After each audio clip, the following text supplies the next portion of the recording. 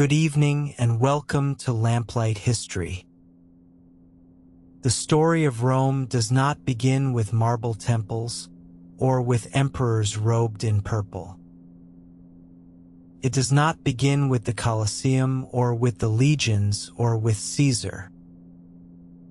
It begins, so the Romans themselves believed, with two newborn brothers, set adrift in a basket on a flooding river to die, and with the she-wolf that found them on the bank and did not devour them, but lay down beside them and kept them warm. From that one strange act of mercy would rise the greatest power the ancient world has ever known. A city that conquered everything from the cold moors of Britain to the hot sands of Egypt, and whose laws, roads, and words still quietly shape your life tonight.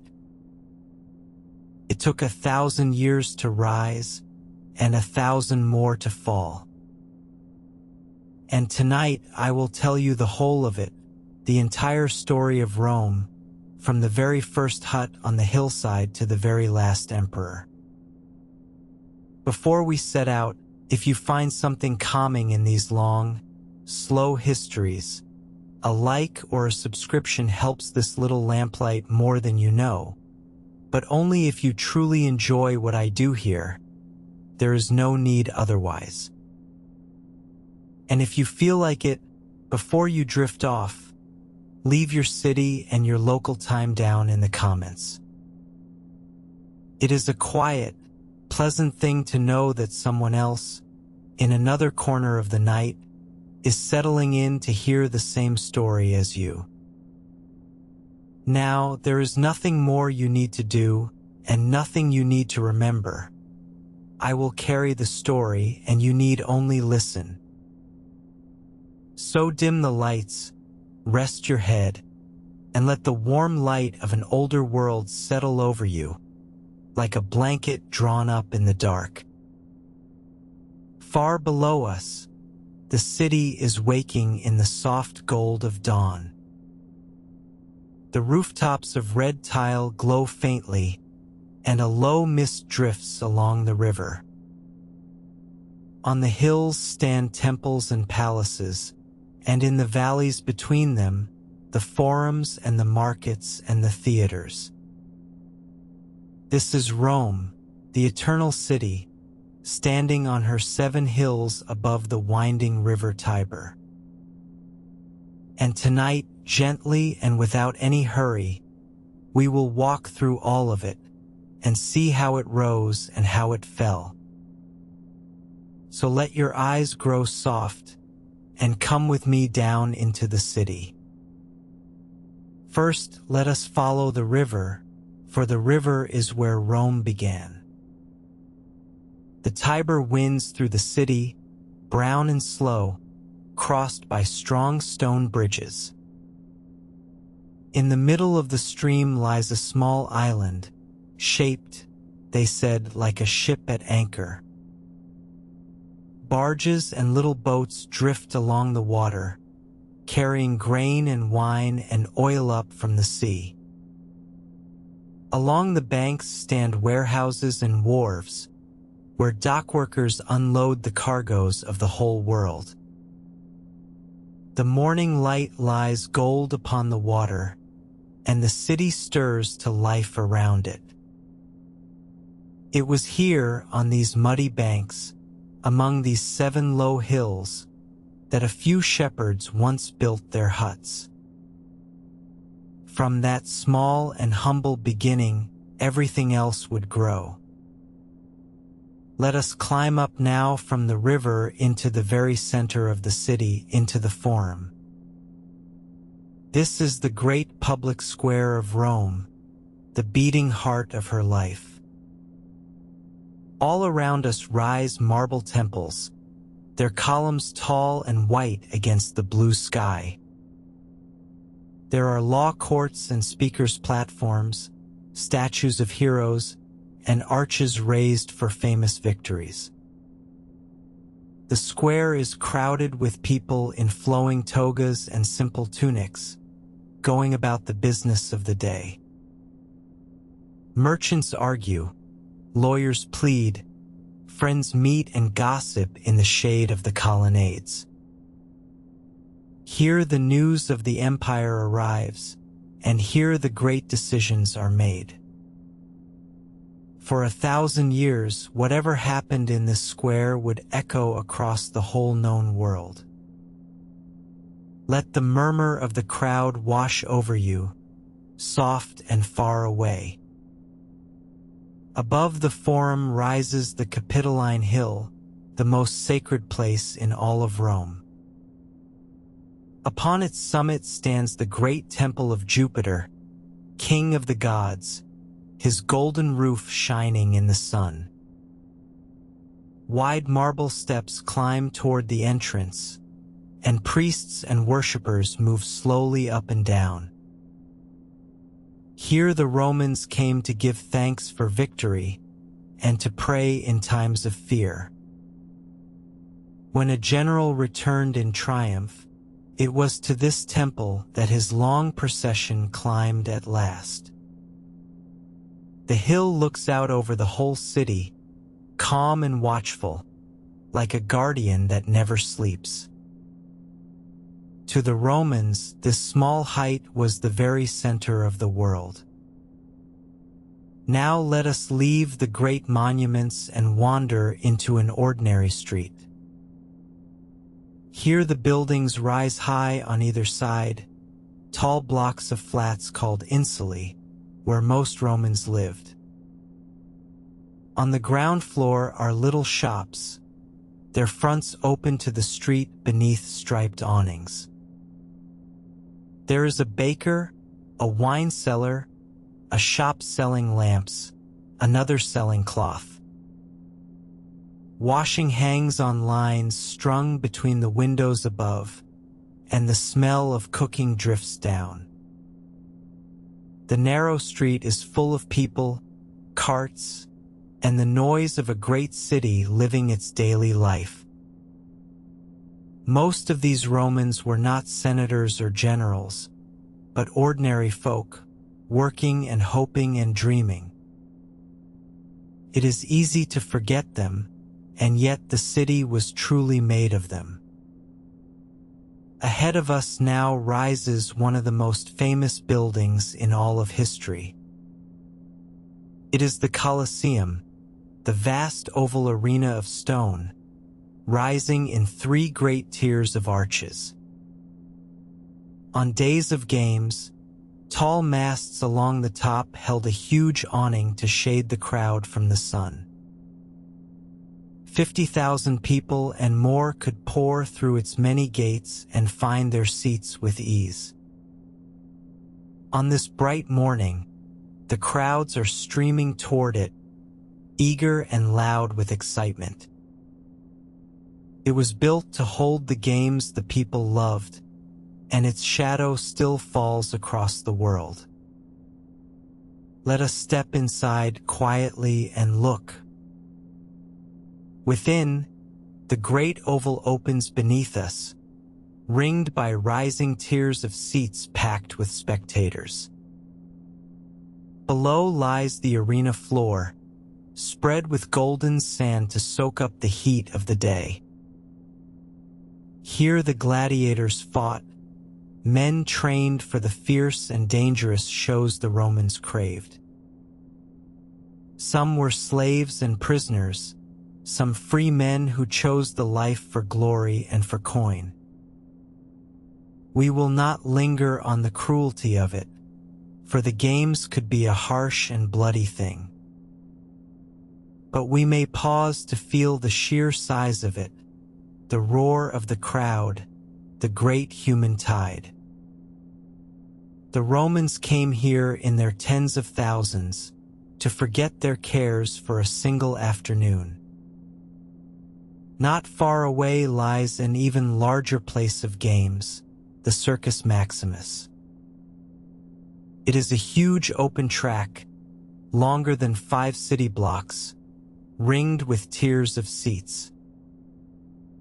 Here the Romans came to watch the chariot races, the most beloved sport of all. Teams of 4 horses thundered around the long track, whipping around the turning posts. The drivers wore the colors of their factions, red and white, blue and green, and the crowds roared for their favorites. 250,000 people could crowd these banks, shouting until the whole valley shook. The dust rose, the horses strained, and for a few wild minutes nothing else in the world seemed to matter.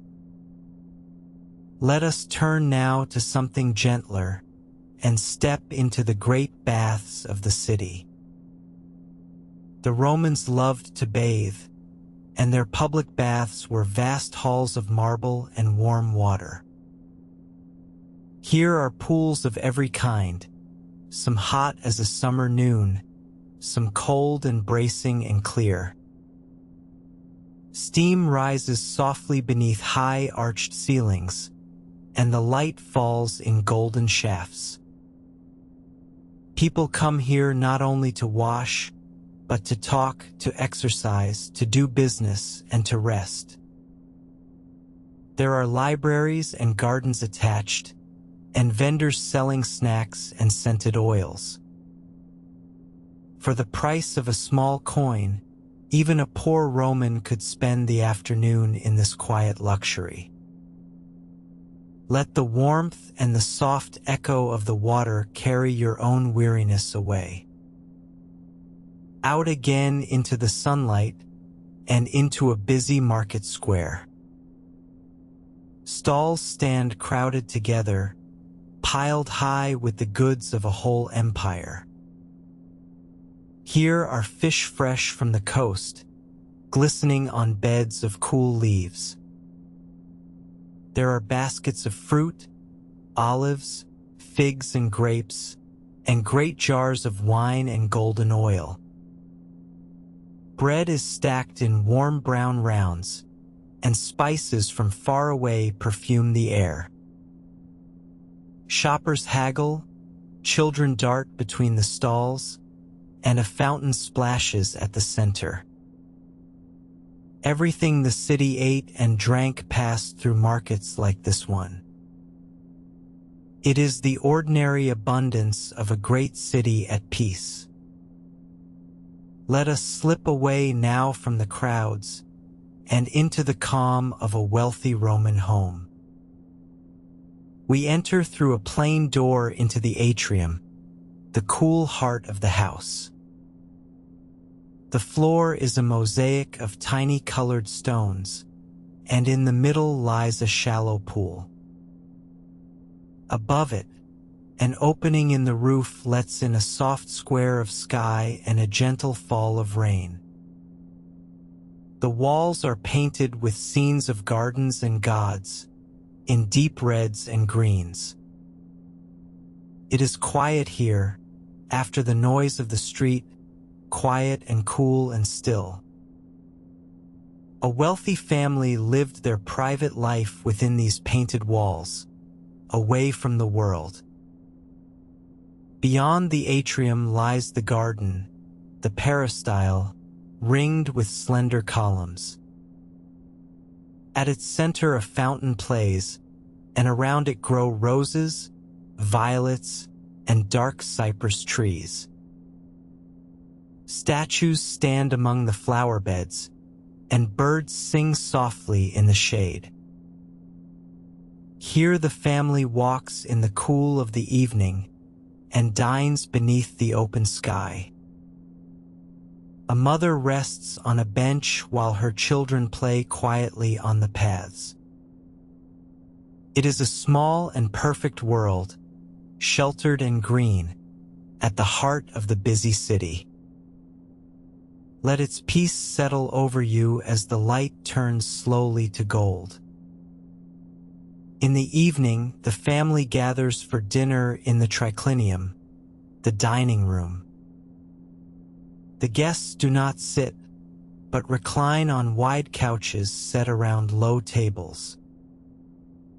Servants bring dish after dish, olives and eggs, roast meats, honeyed cakes and fruit. Wine is mixed with water in great bowls and poured into cups of glass and silver. Oil lamps flicker, garlands of flowers hang from the walls, and there is music and soft laughter. A Roman feast could last for hours, an easy river of food and talk and wine. For those who could afford it, life held many such long and pleasant evenings. Not far from the grand houses stands a humble bakery, warm and busy before dawn. Great domed ovens of brick glow with heat, and the smell of fresh bread fills the street. A donkey turns a heavy millstone, grinding grain to flour in the gray morning light. The bakers shape the dough and slide the round loaves into the ovens on long paddles. Bread was the very staff of Roman life, and the city ate a mountain of it every day. The poor were even given free grain by the state so that none in Rome need go hungry. It is a simple scene and an old one, older than Rome itself. Let us travel now beyond the walls, out into the green countryside. There, striding across a wide valley on tall arches of stone, runs one of Rome's great aqueducts. Along a channel at the very top, clean water flows down from the distant hills. It travels for many miles, falling only a little, held up on these mighty arches where the ground drops away. This water fed the fountains and the baths and the homes of the city, gallon upon endless gallon. The Romans were master builders, and their aqueducts were among the wonders of the ancient world. Some of them still stand today, 2,000 years on, arching quietly across the land. Here now is another of Rome's great works, a road running straight as a spear across the country. It is paved with heavy fitted stones, raised in the middle so the rain runs off, and it does not wander. On either side stand tall cypress trees and old tombs, and a stone milestone marks the distance to the city. A traveler walks along it, and a cart rolls by, and far ahead the road climbs a gentle hill and goes on. The Romans built such roads across their whole empire, tens of thousands of miles of them. By these roads marched the armies, and along them traveled the traders, the messengers, and the news of the world. All roads, they said, lead to Rome, and once it was very nearly true. And now, along that road, comes the power that built the empire, a Roman legion on the march. Rank upon rank of soldiers tramp forward in step, their armor and helmets gleaming in the sun. Each man carries his shield, his short sword, his spears, and a heavy pack upon a pole. Above them rises the standard of the legion, the silver eagle, the Aquila held proudly aloft. To lose that eagle in battle was the deepest shame a legion could ever know. These were the finest soldiers of the ancient world, disciplined, patient, and very hard to beat. With such men, Rome conquered the world 1 weary mile at a time. When evening came, the legion did not simply lie down to rest where it stood. Instead, it built a camp, a proper fort every single night wherever it happened to be. They dug a ditch and raised a bank, set a wooden wall along the top, and pitched their tents in neat rows. Sentries stood watch at the gates, the standards were planted in the center, and the fires were lit. By this careful habit, a Roman army was never caught unguarded, even deep in hostile land. It is a scene of quiet order in the gathering dusk, the campfires glowing like fallen stars. Let the calm of that evening camp settle softly over you as well. In battle, the legions moved as one body, like a single living machine. One of their tricks was the testudo, the tortoise, a wall of shields locked together on every side and overhead. Beneath that armored roof, the soldiers could advance through a storm of arrows and stones, quite unharmed. They trained for this endlessly, until every man knew his place without a word. It was not the courage of the wild charge that won Rome her wars, but this cool and patient order. We need not dwell on the clash and the danger of the fighting itself. It is enough to see how carefully, how coldly the Romans made war a science. Let us return now to the city and step into the house where Rome was governed. This is the Curia, the meeting house of the Senate, the council of Rome's leading men. Rows of senators sit along the sides in their white togas, listening, murmuring, and debating. One of them stands to speak, his hand raised, arguing his case before the rest. For centuries these men guided the Republic, declaring wars and making laws and choosing the yearly consuls. Here the great questions of state were argued, sometimes wisely and sometimes not. The word Senate means, simply, a gathering of old men, of elders whose judgment was trusted. In later days, one man came to stand above the Senate and above all Rome. Here he is now, the emperor, in his toga edged with imperial purple, speaking to the people. He stands upon the rostra, the raised platform in the forum, and the crowd is gathered close below. His words carry across the square, and the people listen and cheer and hope. Upon this one man's will now hung the fate of millions, from Britain to the eastern deserts. Some emperors were wise and just, and some were cruel and mad, and Rome endured them all. We shall meet a good many of them before our story's end. When a great victory was won, Rome celebrated it with a triumph, the grandest of all her festivals.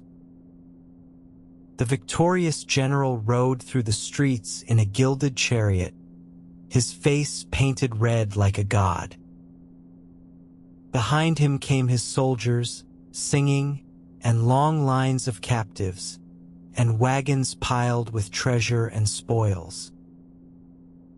Trumpets sounded, flowers rained down, and the whole city poured out to line the route and cheer. The procession wound up at last to the temple of Jupiter to give thanks for the victory. It was the highest honor a Roman could dream of, this single golden day of glory. For a few hours, one man was lifted almost to the level of the gods themselves. Let us turn again to the temples and stand before one of the most perfect of them all. This is the Pantheon, the temple of all the gods, its great porch held up by tall gray columns. Above the columns rises a broad triangular front, and behind it, though we cannot yet see it, a mighty dome. Citizens gather on the wide steps, small beneath its calm and enormous face. It has stood for nearly 2,000 years and stands almost unchanged even now. There is something deeply restful in its balance, in its quiet and its strength. Let us go inside. Within, the Pantheon opens into a single vast round room, crowned by an enormous dome. The dome is patterned with sunken squares, and at its very top is a great round opening, the oculus. Through that single opening pours a shaft of pure daylight, moving slowly across the marble as the sun turns. There is no other window, only that one round eye open to the sky and the beam of light beneath it. The Romans built this dome of concrete, so cleverly made that it has never fallen. Stand a while in that soft moving light, in the great and peaceful silence of the place. It is one of the quietest and most beautiful rooms ever raised by human hands. The Romans were a deeply religious people, and their gods were woven through every part of life. Here a priest stands at a garlanded altar before a temple, his head veiled in the fold of his toga. Incense rises in pale threads, and attendants bring offerings of grain, wine, and beasts. Every act was done with care, in the old and proper way, for the gods valued the ritual above all. If the rites were performed correctly, the Romans believed the gods would keep the city safe.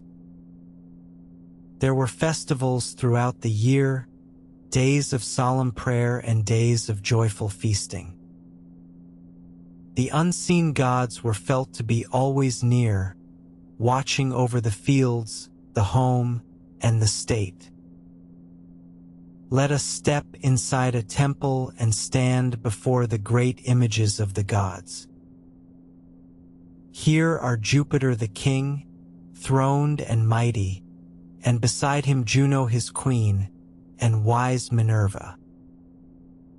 Their statues rise tall in marble and gold and color, and lamps burn at their feet. The Romans had many gods, some their own, and many borrowed from the Greeks and from other lands. There was Mars, the god of war, and Venus of love, Neptune of the sea, and Mercury of travelers and trade. Each home, each craft, each hill and river had its own guardian spirit as well. It was a crowded and a friendly heaven, close to the world of everyday things.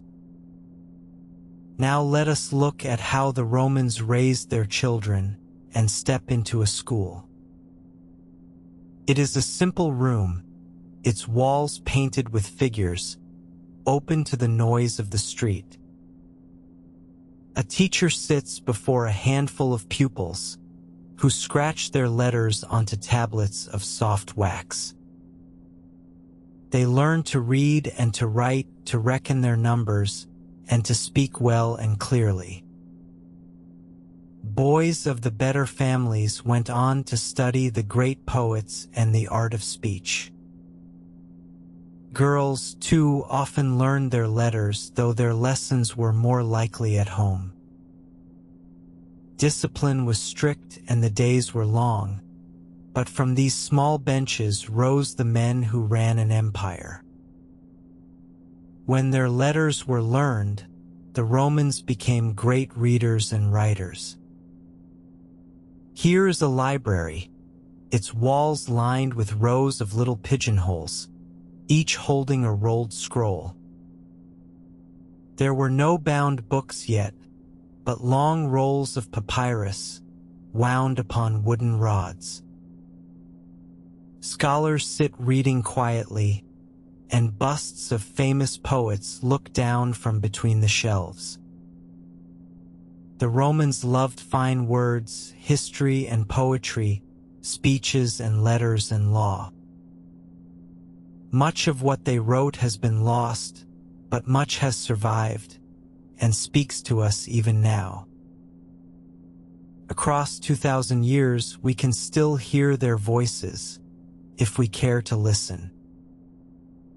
Let us go now among the workshops, where the goods of the city were made by hand.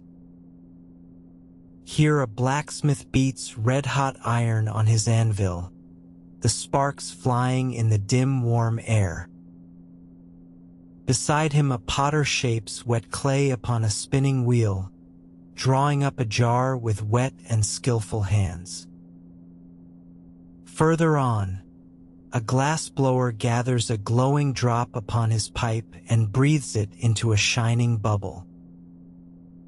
The Romans were fine craftsmen, and their wares traveled to the very edges of the world. Every street had its makers and menders, its smiths and weavers and carpenters. The whole vast empire rested, in the end, upon the patient labor of such hands as these. In one workshop the air is white with marble dust, for here a sculptor is at work. All around stand statues, some finished, some still half buried in the rough stone. With hammer and chisel the sculptor coaxes a face slowly out of the cold white block. The Romans loved statues and filled their homes and squares and temples with them. Many were copies of older Greek works, and through these copies much Greek art was saved. A good sculptor could make the marble seem to breathe, to be on the very edge of speech. So the great and the good of Rome live on, their faces gazing down the centuries at us. The city of Rome was fed and clothed by the whole world, and it all came in by sea. Let us go down to the coast, to Ostia, the great port at the mouth of the Tiber. Here merchant ships crowd the stone quays, and cranes swing cargo down onto the docks. Sailors and dockworkers heave and shout, and everywhere are stacked the tall clay jars called amphorae.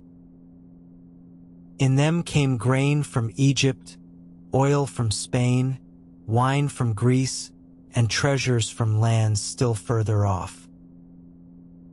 From here the goods went up the river by barge, into the hungry heart of the city. Without this endless tide of ships, a city so great could never have been fed at all. Out upon the open water, a Roman merchant ship runs before the wind. Her single great square sail is full and taut, and the blue Mediterranean sparkles all around. The Romans called that sea Mare Nostrum, which means simply our sea. For in time they ruled every coast of it, and their ships could sail from end to end in safety. Trade flowed freely across the water, binding the whole empire together. A merchant might send his goods 1,000 miles and more, and reasonably hope to see the profit. Upon this peaceful and busy sea, much of Rome's great wealth was carried home. Let us come ashore again in the countryside at harvest time. Here on a sunny hillside lies a farm, its rows of vines heavy with dark and ripening grapes. Workers move along the rows, cutting the bunches and dropping them into wide baskets. Beyond the vineyard grow olive trees, silver green, and fields of golden grain. A simple farmhouse sits among them, its roof of red tile warm in the afternoon light. Most of the empire's people lived not in the cities at all, but on the land like this. It was their patient work, season after season, that fed the mighty city far away. Now let us look at the gentler moments of a Roman life and come to a wedding. The bride stands in her long white dress, her face beneath a veil the color of flame. She and the groom join their right hands before a small altar and speak their vows. Around them stand their families, smiling, holding torches and garlands of sweet flowers. There will be a feast and songs, and the bride will be carried across the threshold of her new home.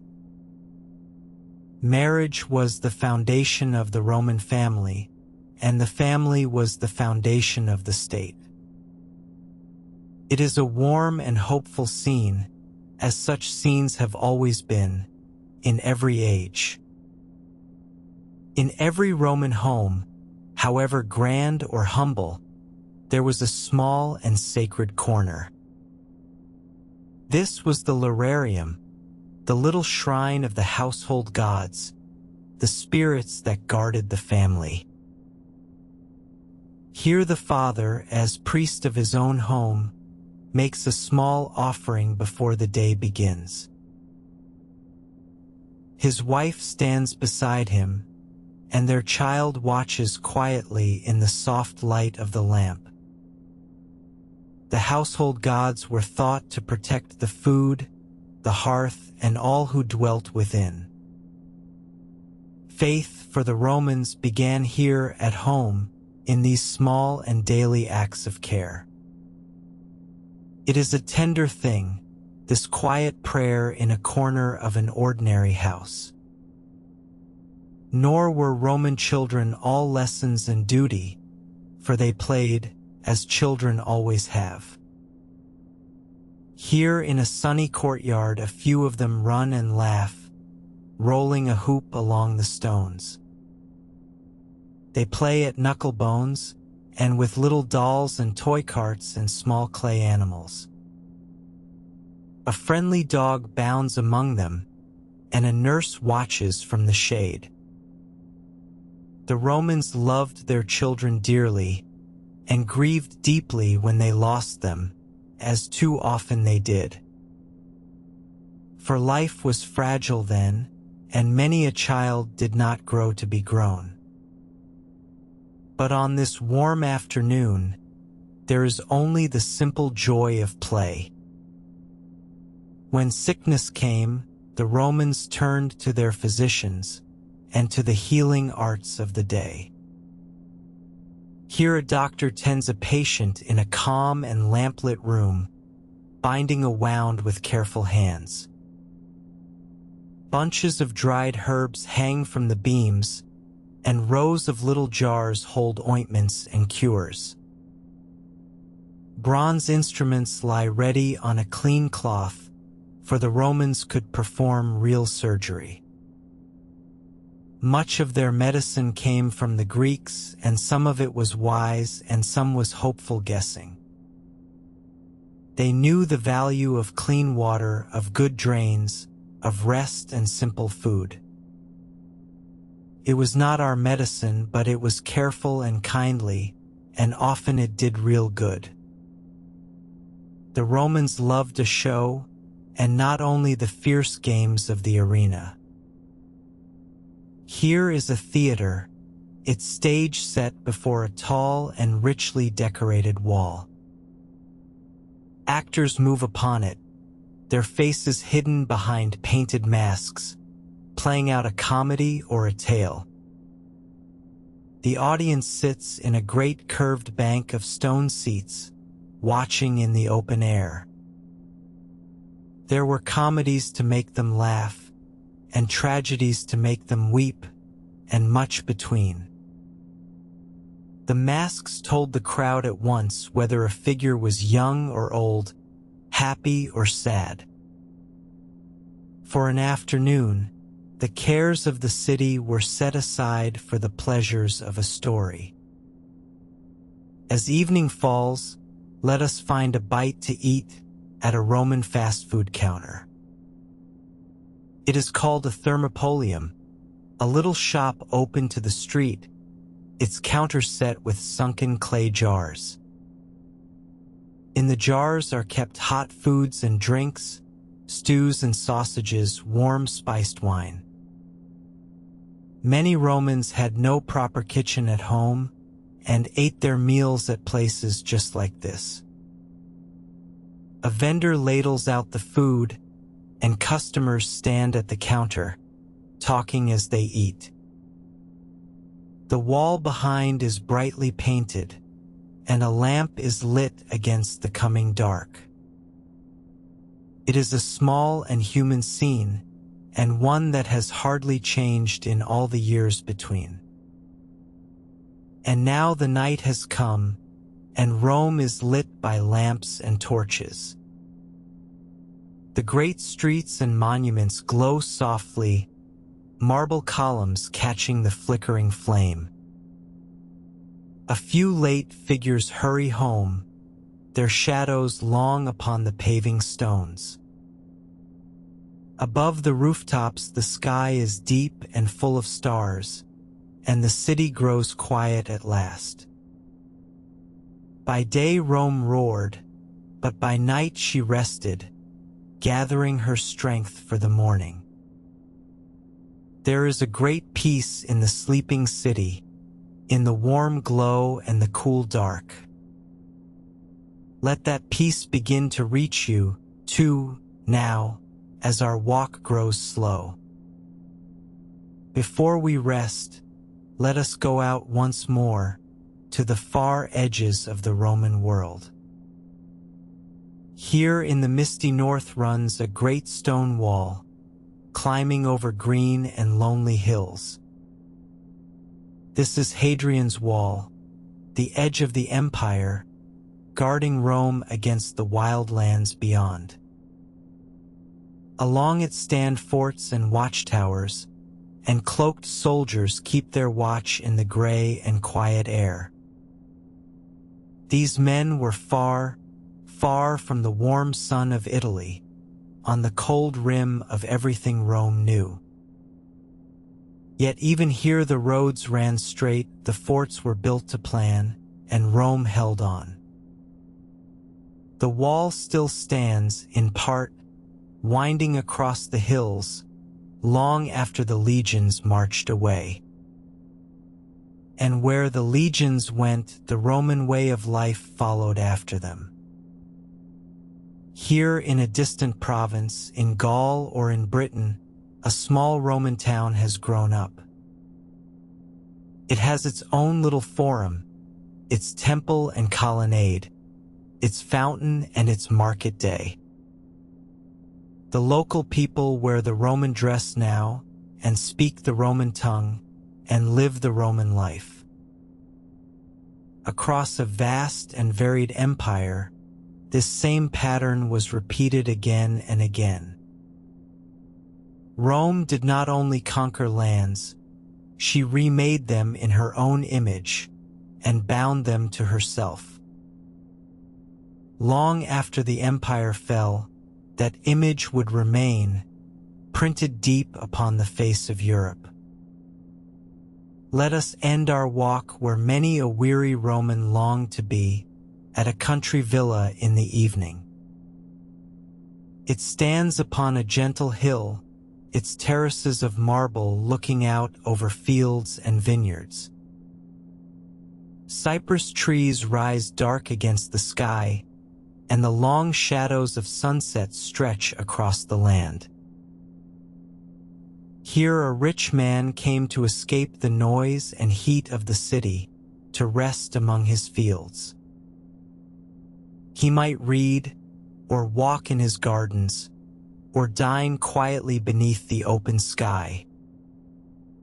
The Romans, for all their love of the city, kept a deep affection for the peace of the land. And what deeper peace is there than a summer evening slowly fading into night? Within such a villa, let us look down at the floor, for even the floor was a work of art. Craftsmen are laying a mosaic, setting thousands of tiny colored stones one by one into wet mortar. Slowly a picture grows beneath their hands, a scene of the sea, with dolphins leaping through blue waves. Such floors were the pride of a fine house, cool underfoot and beautiful to behold. Many have survived beneath the earth and are dug up whole and bright even today. Through them we can see the things the Romans loved, their gods, their gardens, their beasts, their sea.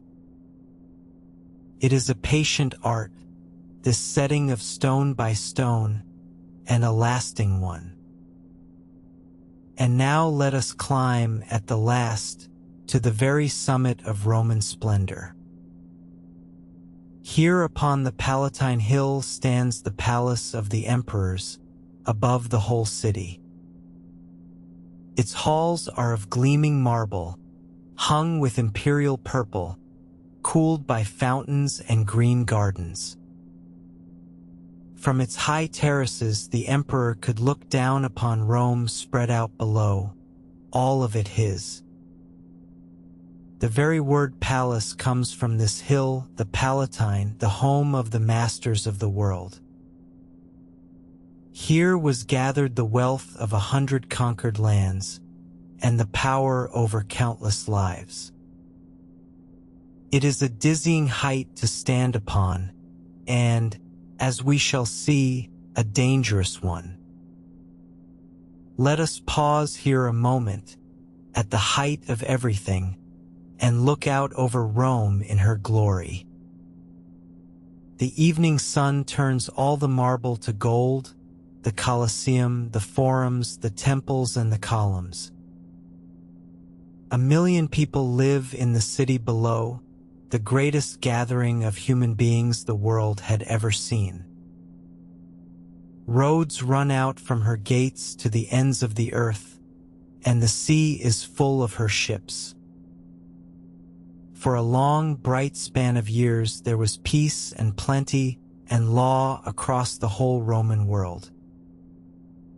It seemed, to those who lived in it, that such a Rome could never fall, that it must stand forever. Hold that golden picture in your mind for a moment before we learn how it came to be and how it ended. But nothing golden lasts forever, and already, in the picture, the world is quietly changing. Among the old temples, a great new building is rising, an early Christian basilica, tall and plain. New walls are being raised around the city, thick and strong, against dangers that once seemed far away. The light here is softer now, a little gray, as if a long afternoon were drawing toward its close. The old gods were fading, and a new faith was spreading through the empire, quiet but sure. And beyond the frontiers, new peoples were pressing in, hungry for the warmth and wealth of Rome. The city was not dead, not nearly, but the season of her spring was over. Here, at the edge of the empire, gather the peoples Rome had always called the barbarians. On a ridge at dusk, warriors and horsemen wait before the walls of a Roman city, their campfires burning. For centuries the legions had held them back, beyond the rivers, beyond the walls, beyond the roads. But the legions were fewer now and weaker, and the pressure from the north never ceased. We will not look upon the violence that could come, only upon the waiting in the failing light. A long age of the world was ending quietly, out here in the cold and gathering dusk. Soon, the walls that had stood so long would no longer be enough. And so at last we come to the ruins, to the Forum of Rome in her old age. The columns lean and fall, the marble is cracked and overgrown with grass and creeping vine. A single broken statue lies among the stones, its face still calm beneath the violet sky. Where once the crowds had roared and the great men had argued, now there is only silence. The city was not destroyed in a day, but faded slowly over long and quiet years. Yet even in ruin there is a strange and gentle beauty, a peace that the living city never knew. Let us sit here a while among the fallen stones, as the twilight deepens all around. At the very last, let us look upon the Colosseum, standing silent beneath the moon. The great arena is dark now, and empty, its arches open to the deep and starry night. The crowds are 2,000 years gone, and the games are only an echo in the stones. And yet it stands and stands, worn and broken but unbowed, the very shape of Rome herself. For Rome did not truly die. Her laws, her words, her roads, her arches live on in us today.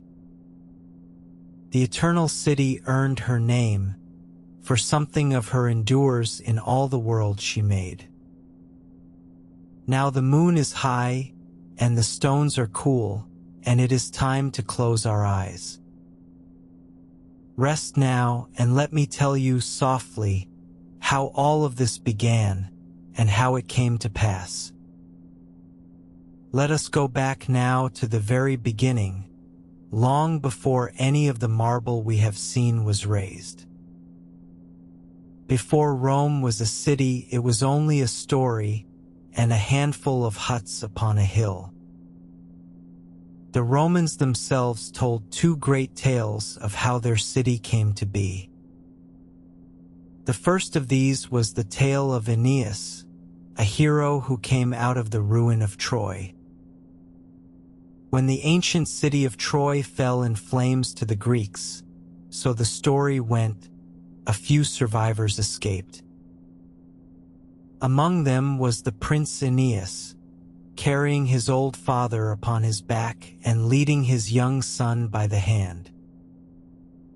For years he wandered the seas, driven by storms and by the anger of the gods. He came at last to the shores of Italy, and there, it was said, his descendants would one day found a mighty people. This story gave the Romans a proud and ancient origin, a link to the heroes and the gods of old. The great poet Virgil would one day tell it in full, in a poem called the Aeneid, the finest in the Latin tongue. But there was a second story closer to home, and this one the Romans loved even more. It was the tale of the twins, Romulus and Remus. They were said to be the sons of the war god Mars, born to a princess of an old Italian town. A wicked king, fearing the babies would one day take his throne, ordered them drowned in the river Tiber. But the basket that held them drifted safely to the bank and caught among the reeds. There a she-wolf found the crying children, and instead of devouring them, she cared for them. She let them drink her milk and kept them warm, until a shepherd found them and took them home. The image of the twins and the wolf became the very symbol of Rome, remembered ever after.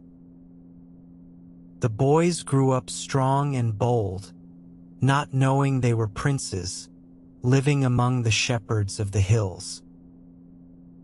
In time they learned the truth of their birth and overthrew the wicked king who had wronged them.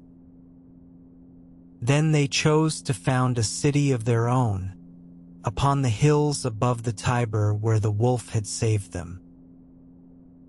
But the brothers quarreled over which hill to build upon, and whose name the city should bear. They looked for a sign from the gods in the flight of birds, and each claimed the omens favored him. The quarrel grew hot and bitter, and at last, in his anger, Romulus killed his brother Remus. So the city was founded in blood, and it took its name from Romulus and was called Rome. The Romans set the date of that founding at what we would call the year 753 before Christ. Romulus became the first king of Rome and gathered to his new city all manner of restless and landless men. The city had few women, so the Romans, by a famous trick, carried off the women of a neighboring people, the Sabines. War followed, as we might expect, but in the end the two peoples made peace and joined together as one. So Rome grew, in these old legends, from a single hill into a small but stubborn town. After Romulus, the Romans said, there ruled a line of 7 kings, each remembered for some gift to the city. One gave Rome her religion and her calendar, another her first great wars, another her drains and her mighty walls.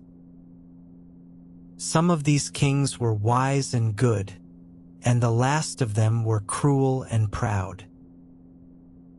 The very last king was called Tarquin the Proud, and he ruled as a harsh and lawless tyrant. His reign ended in scandal and outrage, when a member of his family cruelly wronged a noble lady named Lucretia. In her grief and shame she took her own life, and the people of Rome rose up in fury. Led by a man named Brutus, they drove out the king and his whole family forever. And they swore a mighty oath that never again would Rome be ruled by a king. This was, they said, in the year 509 before Christ, and it changed everything. In place of the king, they founded a republic in which the people would rule themselves. The word republic means, in the Latin, the public thing, the common concern of all. So ended the age of kings, and so began the long and famous age of the Roman Republic. Let us pause a moment upon those 7 kings, for the Romans remembered each of them well. The first, as we have heard, was Romulus himself, the founder, the son of the war god. He gave Rome her first walls, her first army, and her first council of elders, the Senate. When his work was done, the Romans said he did not die, but was carried up to heaven in a storm. The second king was Numa Pompilius, a wise and peaceful man, quite unlike the warlike Romulus. Where Romulus had given Rome her sword, Numa gave her the gods and the ways of worship. He founded the priesthoods and built the temples and set out the sacred calendar of the year. He taught the fierce young city to honor the gods and to keep faith and to love peace. It was said that a wise goddess met with him by night and whispered her counsel in his ear. Under Numa, the doors of the Temple of War stood shut, and Rome knew a long and blessed calm. The third king was Tullus Hostilius, and he was a warrior once more, fierce and eager for battle. Under him Rome went to war with a rival city, and the quarrel was settled by a famous combat. 3 brothers of Rome fought 3 brothers of the foe, and Rome's champion won the day.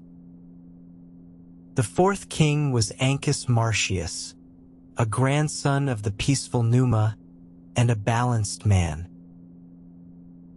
He both fought Rome's wars and built her works, and founded her harbor town of Ostia by the sea. The fifth king came from the wealthy Etruscans to the north, and his name was Tarquin the Elder. He it was who began to make Rome splendid, laying out her great square, the Forum in the valley. He began the mighty temple of Jupiter upon the hill, and the great drain that emptied the marsh. The sixth king was Servius Tullius, and of him a strange and lovely tale was told. He was born, they said, a slave in the royal house, yet rose to wear the crown himself. He gave Rome her first great ring of walls, and ordered her people into ranks by their wealth. He was a good and gentle king, and the people loved him and mourned him bitterly when he died. For he was murdered, at the last, by his own daughter and her wicked husband, hungry for the throne. And that husband became the seventh and final king, Tarquin the Proud, of whom we have already heard. He ruled without law and without mercy, until his family's crimes drove the people to rise at last. So the line of kings, begun by the god-born Romulus, ended in the tyrant Tarquin and his fall. 7 kings had ruled Rome, the Romans said, across nearly 2.5 centuries. And then the city put away her crown forever and set out upon the long road of the Republic. The new Republic did not place its power in the hands of any single man. Instead, each year the people elected 2 leaders called consuls to rule together. Because there were 2 of them, and because they served for only a year, no one man could grow too powerful. If one consul acted wrongly, the other could refuse and hold him back. Guiding them both was the Senate, the council of Rome's older and wiser heads. The senators were drawn from the leading families, and they served not for a year but for life. They did not make the laws directly, but their advice carried enormous weight and was rarely refused. Below them were the assemblies of the people, where the citizens gathered to vote and to choose their leaders. It was a careful balance, this Roman constitution, between the few and the many tuned over many years. But in its early days, the Republic was far from fair, and its blessings were not shared by all. At first, all the real power lay with the old noble families, who were called the patricians. The common people, the plebeians, had little say, and often suffered under harsh debts and unjust laws. For more than 2 centuries, the plebeians struggled, patiently and stubbornly, to win their rights. This long, slow struggle was called the conflict of the orders, and it shaped the Roman character deeply. Once, when their grievances were ignored, the plebeians simply walked out of the city altogether.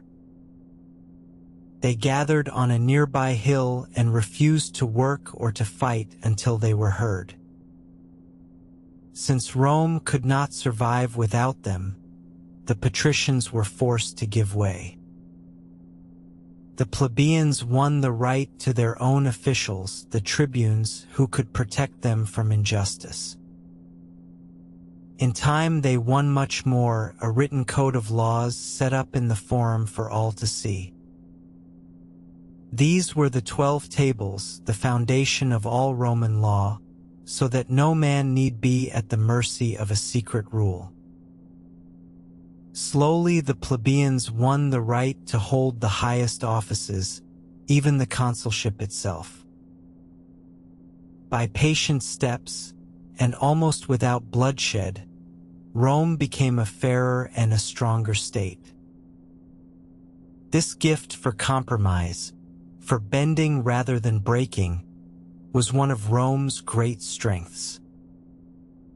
While Rome was settling her quarrels at home, she was also fighting for her life abroad. Italy in those days was not one country, but a patchwork of many peoples and cities. There were the Latins, close cousins of the Romans, and the fierce Samnites in the mountains. There were the wealthy Etruscans to the north, and the Greek cities along the southern coast. Rome fought them all in war after war, over long and difficult years. She was not always victorious. More than once she was beaten badly, and once the city itself was sacked. For in an early age a wild people called the Gauls swept down from the north and burned much of Rome. But the Romans rebuilt and fought on, and never, ever gave up while any hope remained. This was perhaps their greatest quality of all, this refusal to accept defeat as final. Against the tough Samnites they fought 3 long wars in the rugged mountains of central Italy. Once a Roman army was trapped in a narrow pass and forced to surrender in deep disgrace.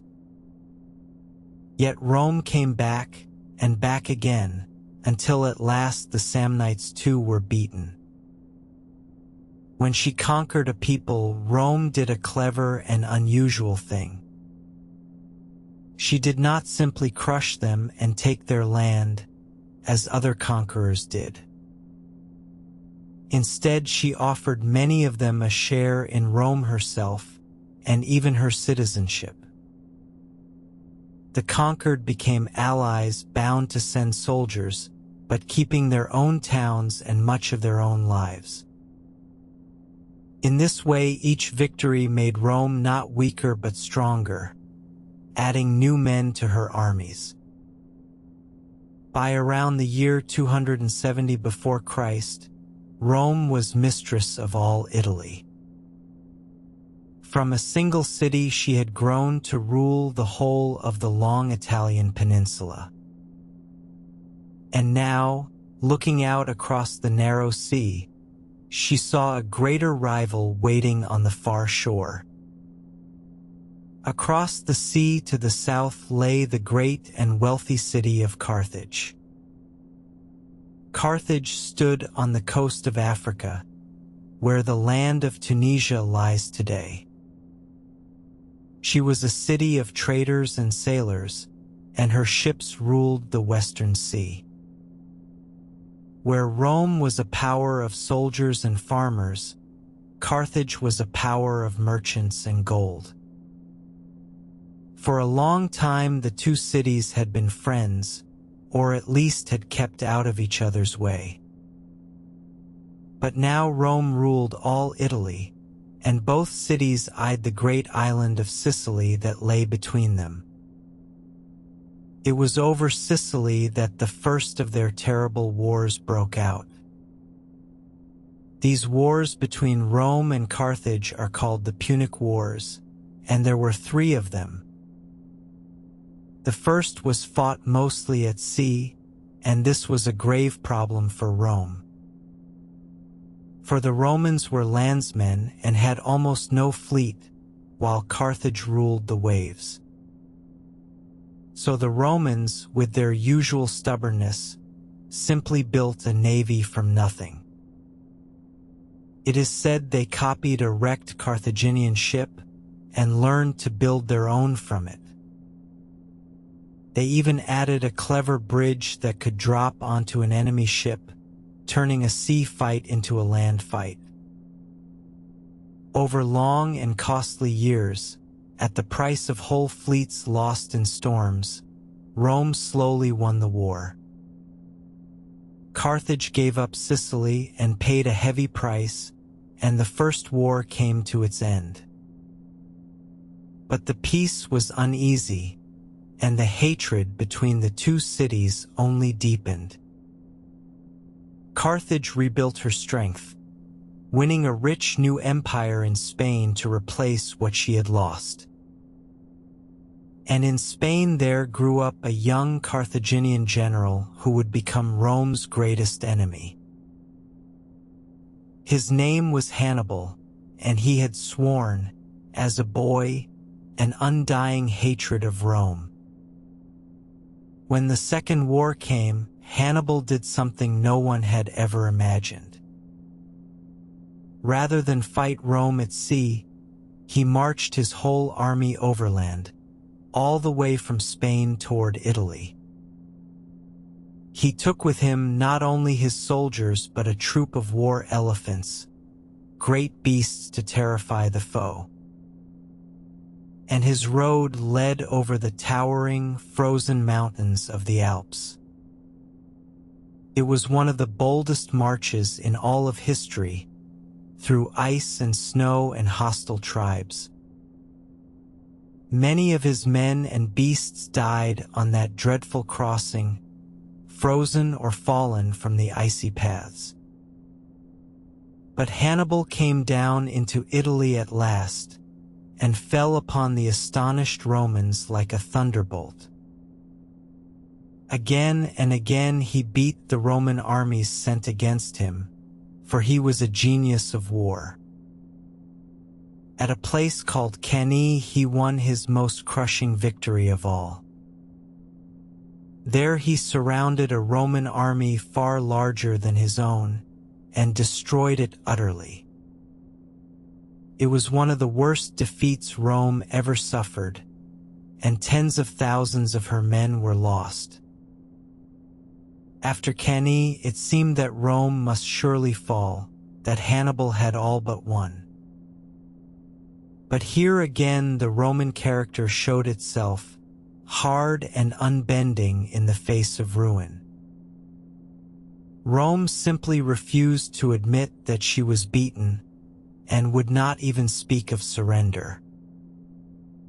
She raised new armies, though her best men were dead, and fought on year after year. Hannibal wandered Italy for many years, undefeated in battle, yet unable to take the city itself. For the Romans learned at last not to fight him head-on, but to wear him down and cut off his supplies. Meanwhile, a young Roman general named Scipio carried the war to Spain and then to Africa itself. By striking at Carthage's own homeland, Scipio forced Hannibal to leave Italy at last and hurry home. The two great generals met at last on African soil at a place called Zama. And there, at long last, Hannibal was beaten and the Second Punic War was won by Rome. Carthage was humbled, stripped of her fleet and her empire, and made to bow to Rome. Yet even now some Romans could not rest while Carthage stood at all. One old senator ended every speech he made on any subject with the same grim words. Carthage, he said, must be destroyed. and in the end Rome did just that. In a third and final war, the Romans besieged the city, and after a bitter struggle they took it. Carthage was burned to the ground, and her people killed or sold into slavery, and her very site was cursed. So perished Rome's great rival, and Rome was left without an equal in the Western world. The wars with Carthage had made Rome the master of the Western Mediterranean. Now she turned her armies eastward to the ancient and wealthy kingdoms of Greece and Asia. One by one, the old realms that had risen after Alexander the Great fell under Roman power. Greece itself, the cradle of so much beauty and wisdom, became a Roman province. It was often said that captive Greece took her rough conqueror captive in return. For the Romans fell in love with Greek art, Greek learning, Greek gods, and Greek ways. They filled their homes with Greek statues and set Greek tutors over their sons. So even as Rome conquered Greece, Greek culture quietly conquered Rome. The empire now stretched around much of the great inland sea, and vast wealth poured into the city. But this wealth and this power began to poison the republic from within. The old balance, so carefully built, began to crack under the strain of such greatness. The rich grew fabulously rich, buying up huge estates worked by armies of slaves. The small farmers, who had always been the backbone of Rome, were ruined and driven off their land. They crowded into the city, poor and idle and angry, a restless mob with nothing to lose. Two brothers, Tiberius and Gaius Gracchus, tried to help the poor by sharing out the land more fairly. But they made bitter enemies among the rich, and both brothers were killed in the violence that followed. For the first time in centuries, Romans had shed the blood of Romans in their own streets. It was a terrible omen, and the age that followed would be drenched in civil blood. The armies, too, were changing in a way that would doom the Republic. A general named Marius opened the legions to the poorest men, who had never served before. These new soldiers had no farms to return to, and looked to their general for their reward and their land. And so the soldiers became loyal not to Rome, but to the man who led and paid them. It was now possible, for the first time, for a general to use his army against the state itself. And this is exactly what happened again and again in the bloody years that came. Marius himself fell into a deadly rivalry with another great general, named Sulla. Their quarrel plunged Rome into open civil war, the first of many. Sulla did the unthinkable and marched his loyal army into Rome itself, taking the city by force. He made himself dictator and put to death his enemies by the thousand, their names posted in the forum. When at last he laid down his power, the old republic was mortally wounded, though it did not yet know it. Out of these violent years rose three men who would decide the fate of Rome.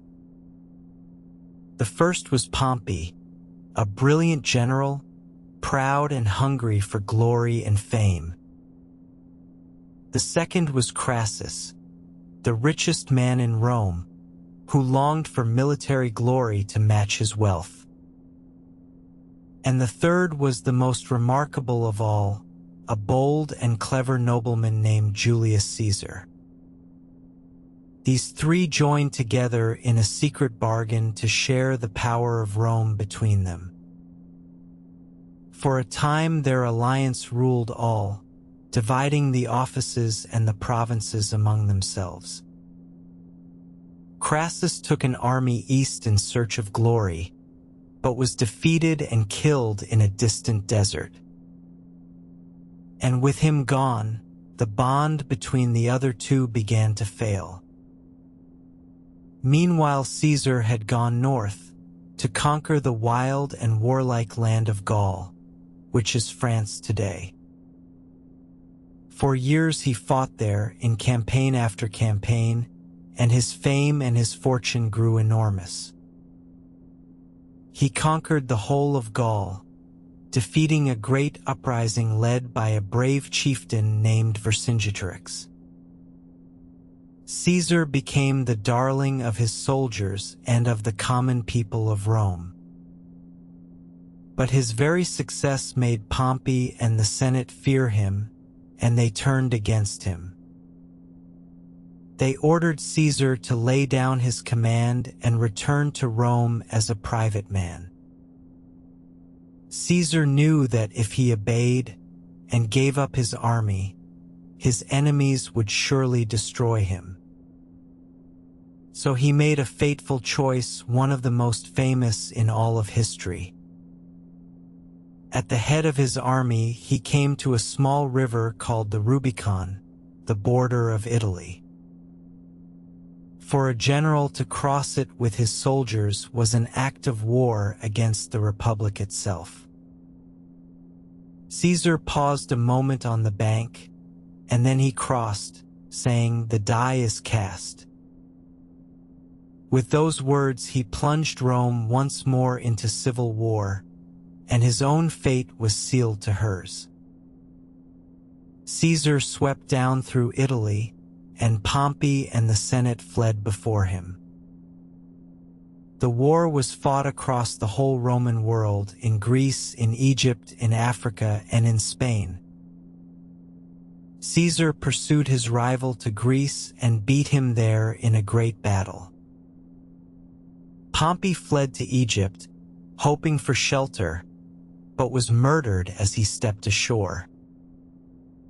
It was in Egypt that Caesar met the young and clever Queen Cleopatra, the last pharaoh of that ancient land.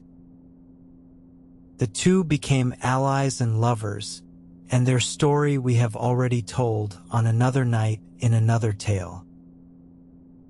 Caesar returned at last to Rome, victorious over all his foes, the master of the Roman world. He was made dictator, not for a year but for life, with power greater than any Roman before him.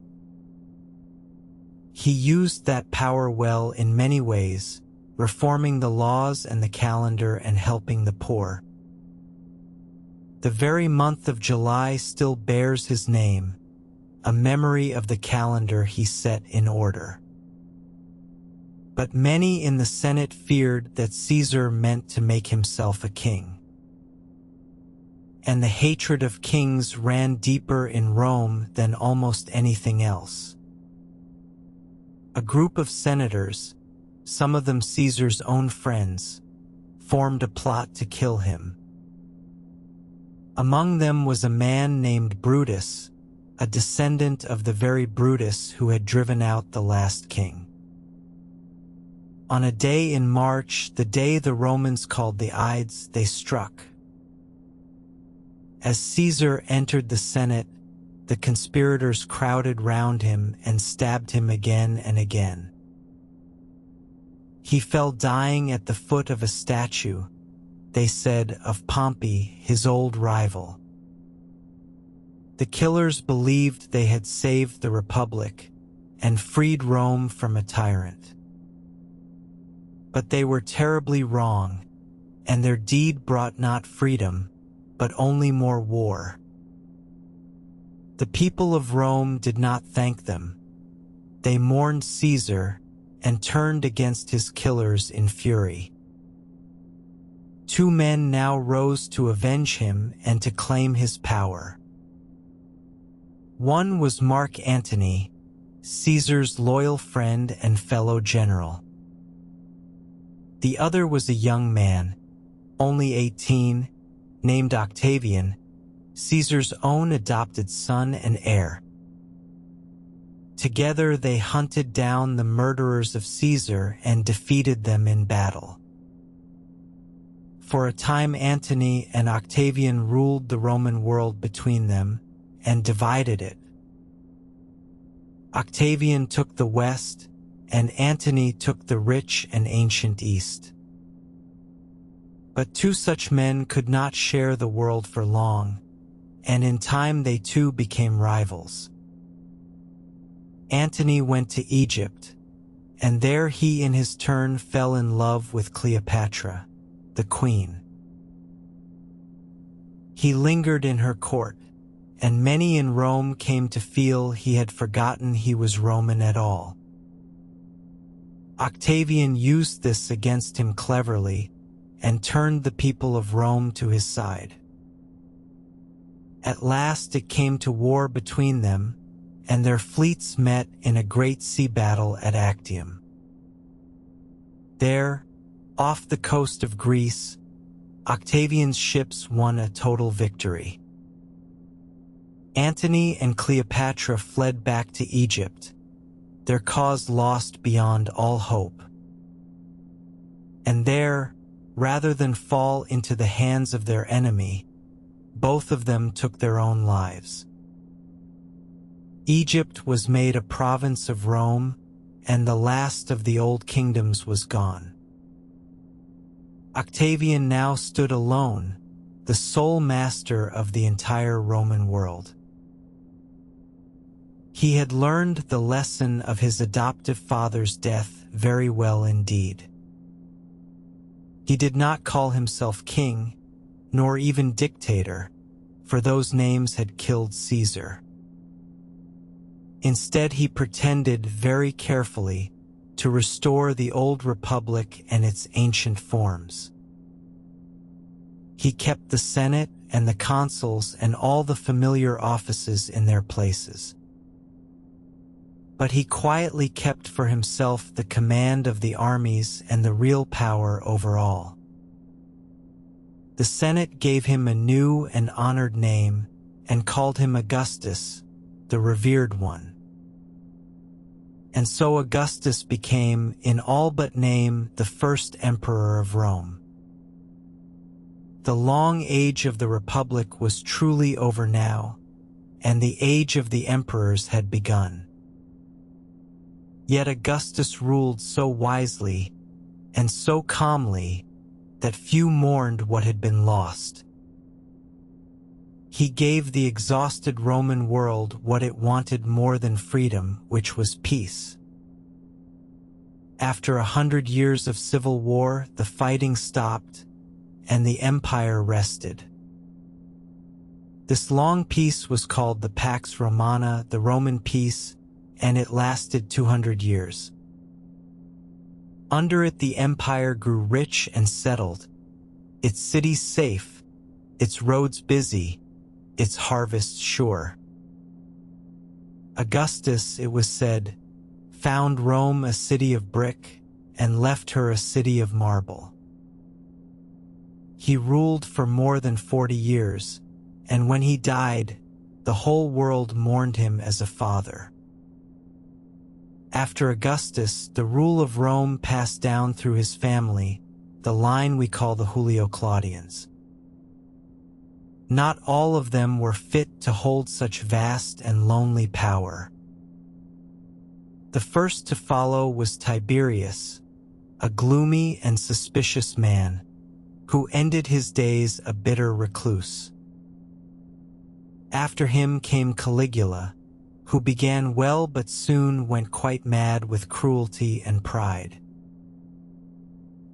He is remembered for wild and terrible deeds, and it was even said he wished to make his horse a consul. In the end, his own guards could bear him no longer, and they killed him.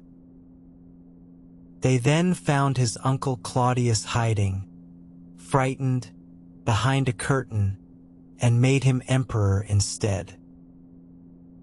Claudius was thought a fool by many, but he proved a wiser ruler than anyone expected. It was under Claudius that Roman armies crossed the sea and conquered much of Britain. But after Claudius came the most notorious of them all, the Emperor Nero.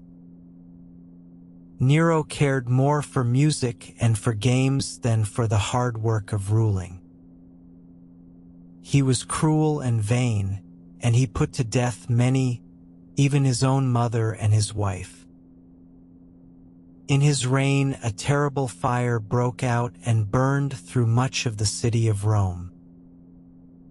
For days the flames raged, and a great part of the city was reduced to ash. It was whispered, though we cannot be sure, that Nero sang and played while the city burned. To turn the blame away from himself, Nero accused the small new sect of the Christians. And so began the first great persecution of the Christians in Rome, a cruel and bloody thing. At last Nero too was overthrown, and, abandoned by all, he took his own life. With him the line of Augustus came to its end, for he left no heir. The death of Nero threw the empire into a year of chaos and civil war. In a single year, 4 different men claimed the throne, one after another. 3 of them fell quickly in violence, and out of the strife rose a steady soldier named Vespasian. Vespasian founded a new line of emperors and brought order back to the exhausted state. He was a plain and practical man, careful with money and blessed with common sense. It was Vespasian who began to build the great Colosseum in the heart of the city. His son Titus finished it and opened it with 100 days of games. It was under Vespasian and Titus, too, that the Romans crushed a great revolt in Judea. They captured the holy city of Jerusalem and destroyed its famous temple utterly. And it was in the reign of Titus that a mountain in the south of Italy awoke in fire. The volcano Vesuvius erupted and buried the towns of Pompeii and Herculaneum beneath its ash. That is another story which we have told on another night, of a city lost and found again. After the sons of Vespasian came a golden age, the age of the 5 good emperors. For most of a century, Rome was ruled by a line of wise, able, and dutiful men. Each, having no son of his own, chose the best man he could find and adopted him as heir. So for a while the empire was governed not by birth, but by worth, and it flourished. The first of these was Trajan, a great soldier who pushed the empire to its widest bounds. Under Trajan, Rome ruled more land than ever before or after, from Britain to the Persian Gulf. After him came Hadrian, who chose not to conquer more, but to guard well what Rome already held. It was Hadrian who built the Great Wall across the north of Britain that still bears his name. He traveled the whole empire, from end to end, strengthening its borders and its cities. After Hadrian came Antoninus Pius, under whom the empire enjoyed a long and untroubled calm. And last of the 5 came Marcus Aurelius, perhaps the noblest of all the emperors. Marcus was a philosopher as well as a ruler, a follower of the calm Stoic way of thought. In the midst of wars and plagues, he wrote down his private thoughts, quiet meditations on how to live. His little book has been read and loved for nearly 2,000 years, and is read still today. He taught that we cannot control what happens to us, but only how we choose to meet it. He ruled with patience and with duty, though his reign was hard, beset by war and sickness. In him, the ancient world reached about as close to a truly wise ruler as it ever came. But Marcus made one great mistake at the very end of his noble life. He left the empire not to the best man he could find, but to his own son, Commodus. And Commodus proved cruel, vain, and half-mad, more in love with the arena than with ruling. With him, the golden age came to its end, and the long, slow decline of Rome began. Before we watch the great empire begin its long decline, let us pause a while at the very height of things. Let us set aside, for a time, the emperors and the wars and the endless struggle for power. And let us look instead at the ordinary greatness of Roman life, the civilization that all that striving had built. For it is one thing to conquer the world, and quite another to hold it and to govern it well. And the Romans, for all their faults, governed their vast world better and longer than anyone before them. The first and greatest of their gifts, perhaps, was the gift of law. The Romans loved order, and they set that love down in a great and careful system of laws. It began, as we have seen, with the 12 tables, carved in bronze and set up for all to read. Over the centuries that followed, the Romans built upon that foundation, patiently, generation by generation. They came to believe that the law should be the same for the rich and for the poor, at least in principle. They held that a man should not be punished for a crime that had no written law against it. They held that a man accused should have the chance to speak and to defend himself before a judge. They developed careful rules about property and contracts and marriage and inheritance and debt. Learned men spent their whole lives studying the law, and their opinions were gathered and treasured. Much later, a great Eastern emperor would gather all this Roman law together into one enormous code. That code became the root of the law in many lands, and it shapes the justice of much of the world even now. When a modern lawyer speaks of a contract or of evidence or of a person's rights, he speaks in the children of Latin words. This was Rome's quietest conquest, and perhaps her most lasting, this conquest by the rule of law. Bound up with the law was another great Roman idea, the idea of citizenship. To be a citizen of Rome was to have rights that no mere subject could claim. A citizen could vote and own property under Roman law and appeal to the emperor himself for justice. A citizen could not lawfully be tortured nor put to death without a proper trial. In the beginning, only the people of the city of Rome itself held this precious citizenship. But over the long centuries, the Romans did a wise and unusual thing with it. They shared it out wider and wider, first to the other peoples of Italy, and then across the provinces. Men of Spain, of Gaul, of Africa, of the East could become full citizens of Rome. In time, even the emperors themselves came from the provinces, from Spain and Africa and beyond. And at last one emperor granted the citizenship to nearly every free person in the whole empire. So a man born in a mud village on the edge of the desert might proudly call himself a Roman. This open hand, this willingness to make strangers into Romans, was a deep source of the empire's strength. Let us turn now to the great instrument that had won all this, the Roman army.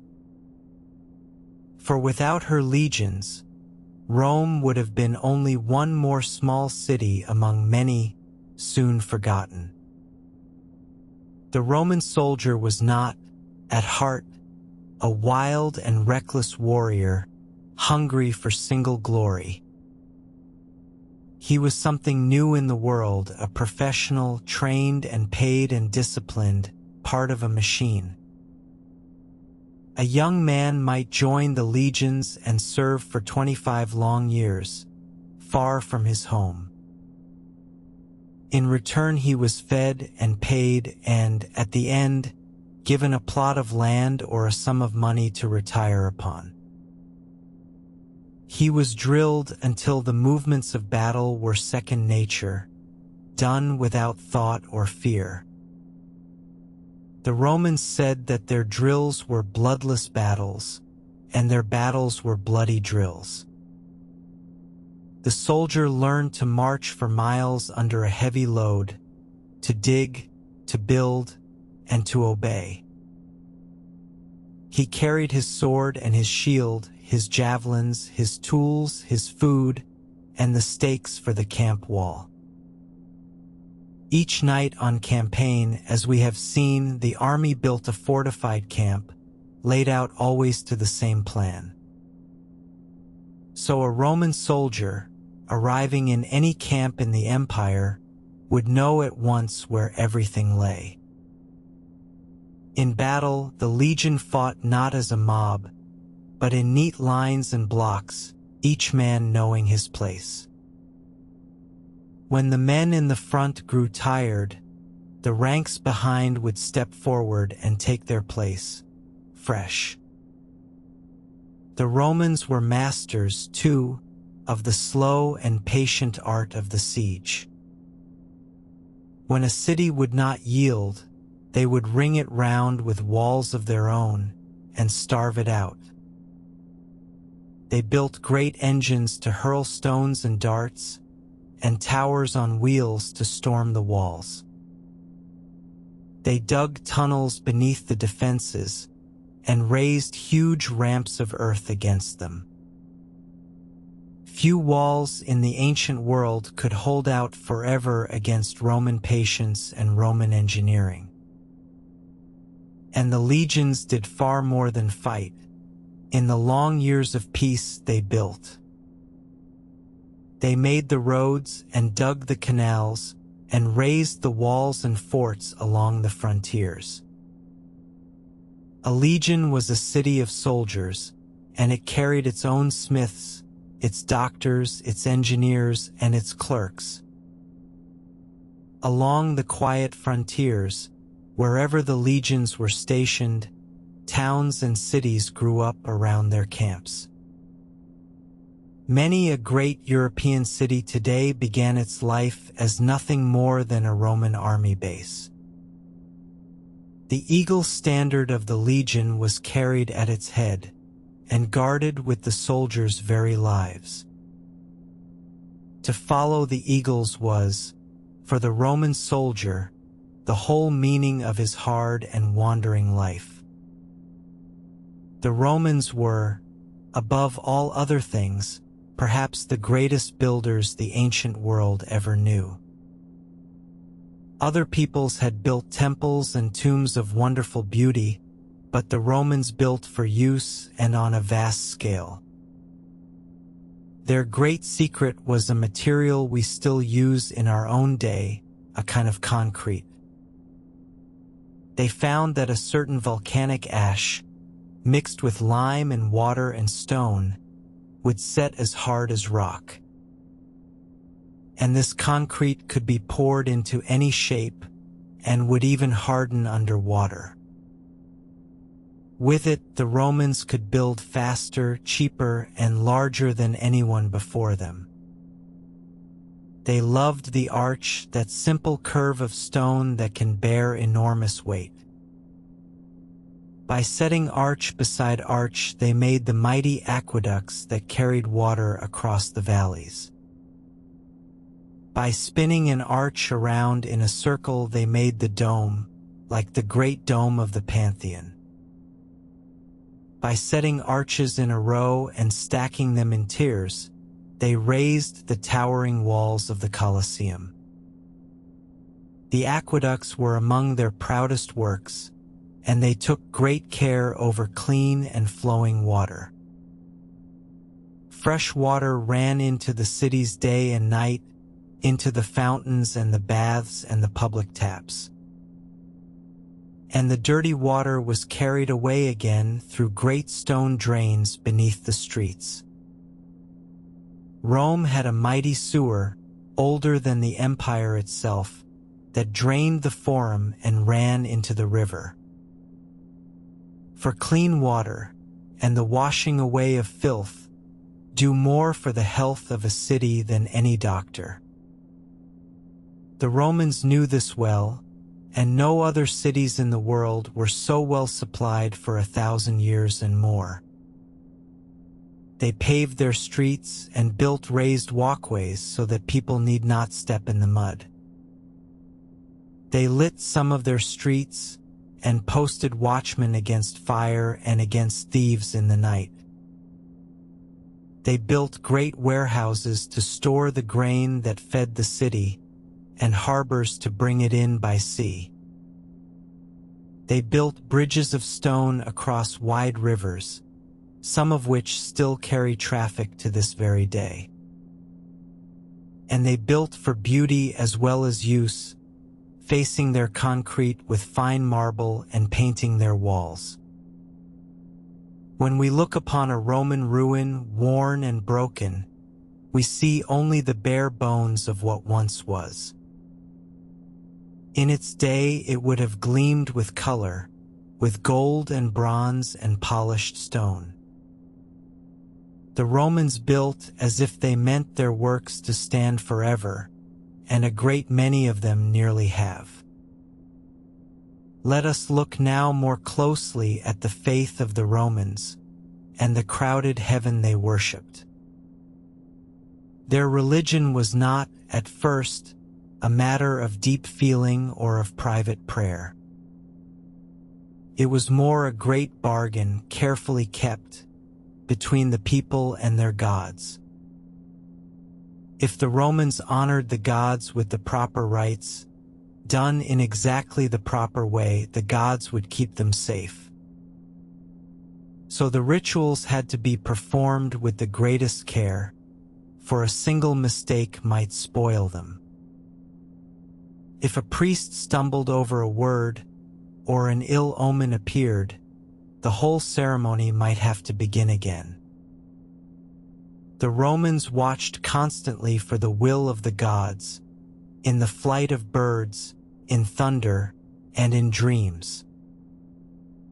Before any great matter, a general or a magistrate would seek the blessing of the heavens. The chief gods were Jupiter, Juno, and Minerva, honored together in the great temple on the hill. But there were gods for every part of life, and spirits in every field and doorway and stream.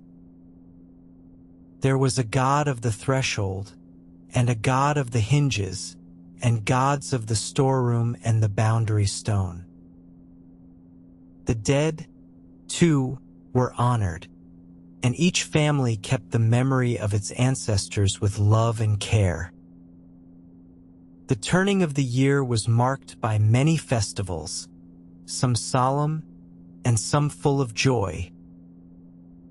The merriest of all was the great winter festival called the Saturnalia, held as the days grew shortest. For a few days, the ordinary rules of life were turned upside down in games and feasting. People gave one another small gifts, and masters even waited upon their own slaves at the table. It was a time of freedom and laughter in the cold heart of winter, and it was dearly loved. Some of its customs, the gift-giving and the feasting in the dark of the year, have a familiar ring to us still. In time, the Romans welcomed new gods from the lands they conquered, from Egypt and from the east. The worship of the Egyptian goddess Isis spread through the empire, and so did other Eastern faiths. People longed more and more, not just for a bargain with the gods, but for comfort and for the hope of a life beyond. And it was into this longing world that a new faith came quietly out of a small province in the east. The faith of the Christians spoke not of bargains, but of love and mercy and life everlasting. At first it was the faith of only a few, of the poor and the humble and the enslaved. But it spread from house to house and city to city, quietly, patiently, and it would not be stamped out. And in the fullness of time, as we have seen, it would inherit the whole Roman world. Now let us come down from the temples and the law courts into the ordinary Roman home. For the family was the very heart of Roman life, more sacred even than the state. At its head stood the father, who held, in the old law, an almost kingly power over his household. Around him were his wife, his children, and often his slaves, all under his care and his command. The Roman wife was more free and more respected than the women of many other ancient lands. She was the mistress of the household, she managed its affairs, and she went out freely in the world. Some Roman women grew famous for their learning, their courage, or their influence behind the throne. Yet a woman could not vote, nor hold office, and her life was shaped above all by home and family. Children were loved, and their births were greeted with joy, and their deaths with bitter grief. A boy was raised to serve the state, and a girl to one day keep a household of her own. The Romans ate simply, for the most part, whatever the feasts of the rich might suggest. Their daily bread was truly bread, along with olives, cheese, vegetables, and a little wine. Meat was a luxury for many, and the poor ate porridge and pottage far more often than roast fowl. They flavored their food with a strong salty fish sauce that they poured over almost everything. In the morning they ate little, at midday a light bite, and in the evening their main meal. Their clothing was simple too, a tunic for everyday work, and the heavy toga for great occasions. The toga was hard to wear and harder to keep clean, and was really the dress of the citizen at his proudest. Most people, most of the time, went about in a plain and practical tunic, belted at the waist. The rich wore fine wool and even silk from far away, dyed in bright and costly colors. The Romans marked the great passages of life, birth and coming of age, marriage and death, with careful rites. When a boy became a man, He set aside his childhood clothes and put on the plain white toga of a citizen. When a Roman died, he was mourned with deep feeling and honored with a funeral procession. The dead were most often burned, and their ashes laid in tombs along the roads outside the city. For the living were not permitted to bury their dead within the city walls, and so the roads were lined with graves. A traveler leaving Rome passed first through a long avenue of the tombs of those who had gone before. It was a gentle reminder, at the edge of the busy city, of the road that all must travel in the end. We cannot tell the true story of Rome without speaking of its shadow, and that shadow was slavery. The great and comfortable world we have described was built, in large part, upon the labor of the unfree. Slaves were everywhere in the Roman world, in the fields, the mines, the workshops, and the homes. Many were prisoners taken in war, or the children of slaves, or the poor sold into bondage by debt. Their lives could be very hard, above all in the mines and on the great country estates. There they labored under the whip, worn out and used up with little thought for their suffering. Yet in the towns, and in the homes of the kindly, a slave's life might be far more bearable. A household slave might be trusted, and even loved, and treated almost as one of the family. Slaves served as cooks and nurses, as clerks and doctors and teachers, for many were learned Greeks. And here Rome did another thing that set her apart from many other slave-holding lands. A Roman slave could often hope one day to be set free. A master might free a faithful slave as a reward, or the slave might buy his own freedom with saved coins. And a freed slave of a Roman citizen became himself a Roman citizen with most of the rights of one. His children would be freeborn Romans, with no shadow of bondage upon them at all. So the harsh line between slave and free was not fixed forever, but could be crossed. Some freed slaves grew rich and powerful, and their sons and grandsons rose high in the world. This was a cruelty softened by hope, though a cruelty still, and we should not pretend otherwise. Above the slaves and freedmen stood the great mass of the free and freeborn common people. And above them stood the wealthy classes, the knights of business and the senators of the great old families. Rome was never a land where all men were equal, and it did not dream of being so. But it was a land where a man might rise, by luck or effort or the favor of the great.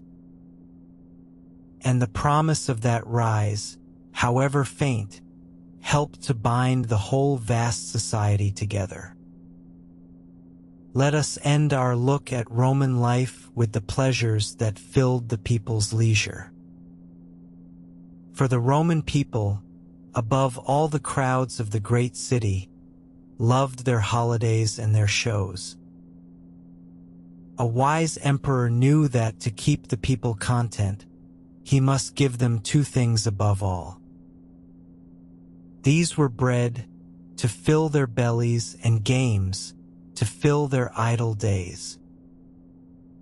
Bread and circuses, a Roman writer called it, half in scorn and half in truth. The poor of Rome were given a free dole of grain, so that none in the city need starve. And they were given, through the year, a great many days of free public games and shows. There were the fierce combats of the gladiators, which we have already glimpsed in the great arena. There were the wild beast hunts, in which strange animals from distant lands were shown and slain. There were the chariot races, most beloved of all, that set the whole city roaring for its favorite team.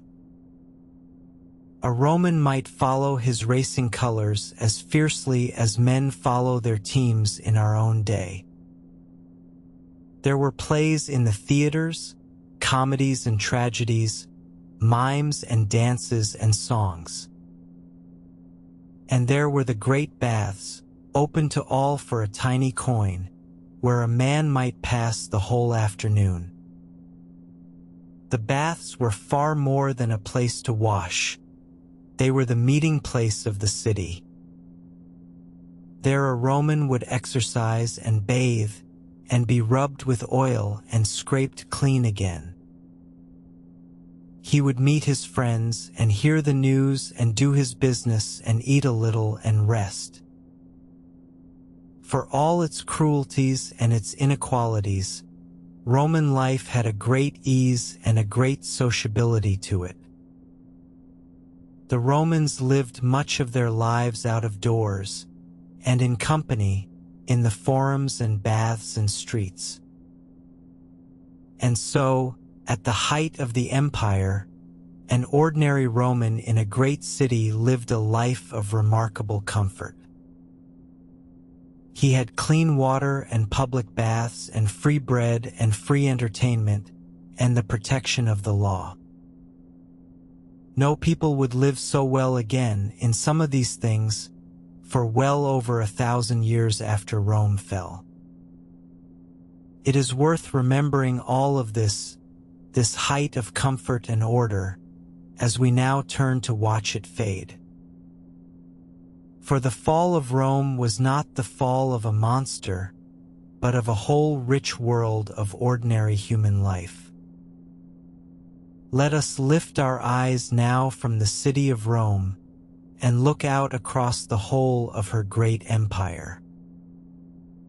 For Rome, at her height, was far more than a single city, however grand. She was a vast web of lands and peoples, stretching around the whole of the great inland sea. In the far west lay Spain, rich in silver and gold, and in fine oil and wine. To the north lay Gaul, the wide land of France, tamed by Caesar and grown peaceful and prosperous.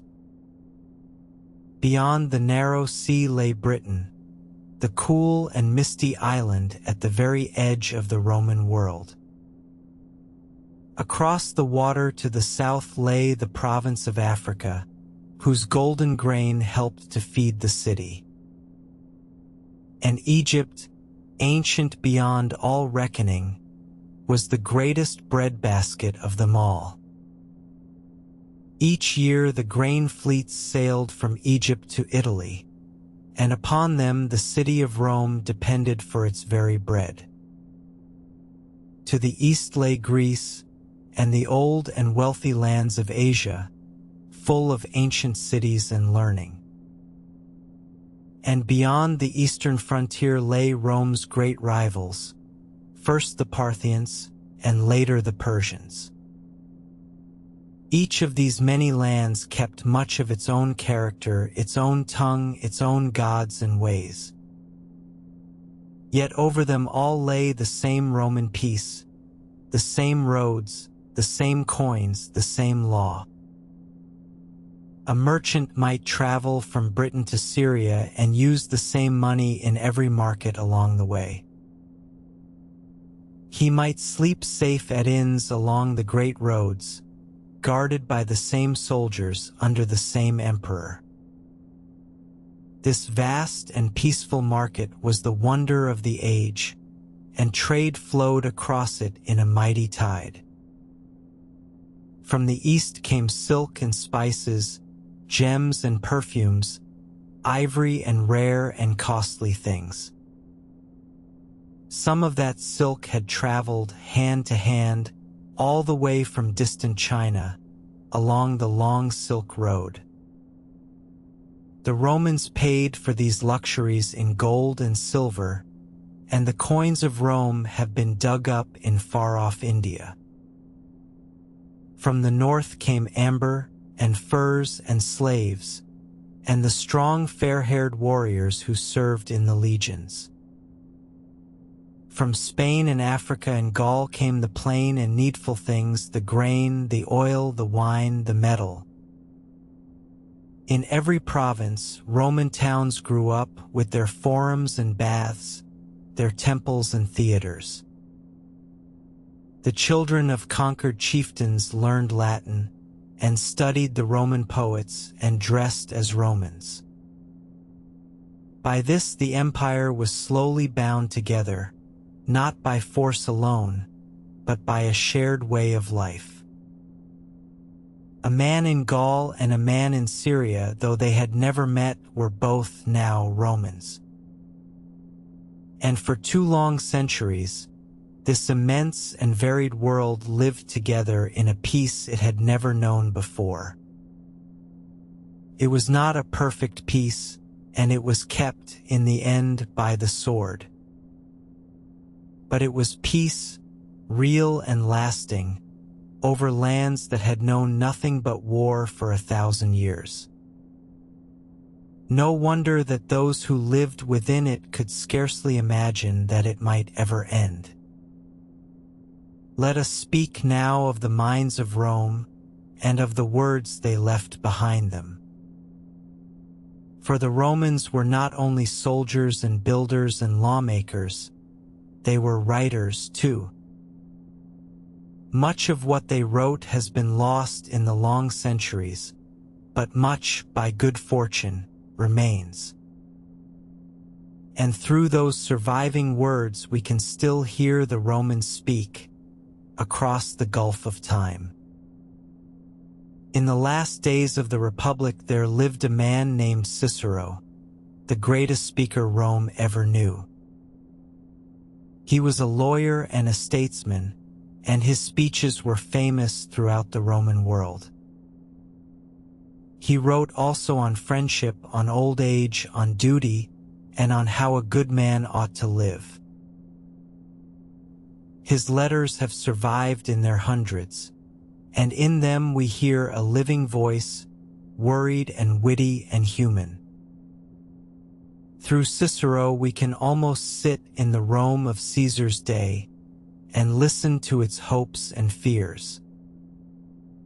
Under the first emperor, Augustus, there came a golden age of Roman poetry. The greatest of the poets was Virgil, who wrote the long and stately tale of Aeneas and the founding of Rome. His poem, the Aeneid, became the very heart of Roman learning, studied by every Roman schoolboy after him.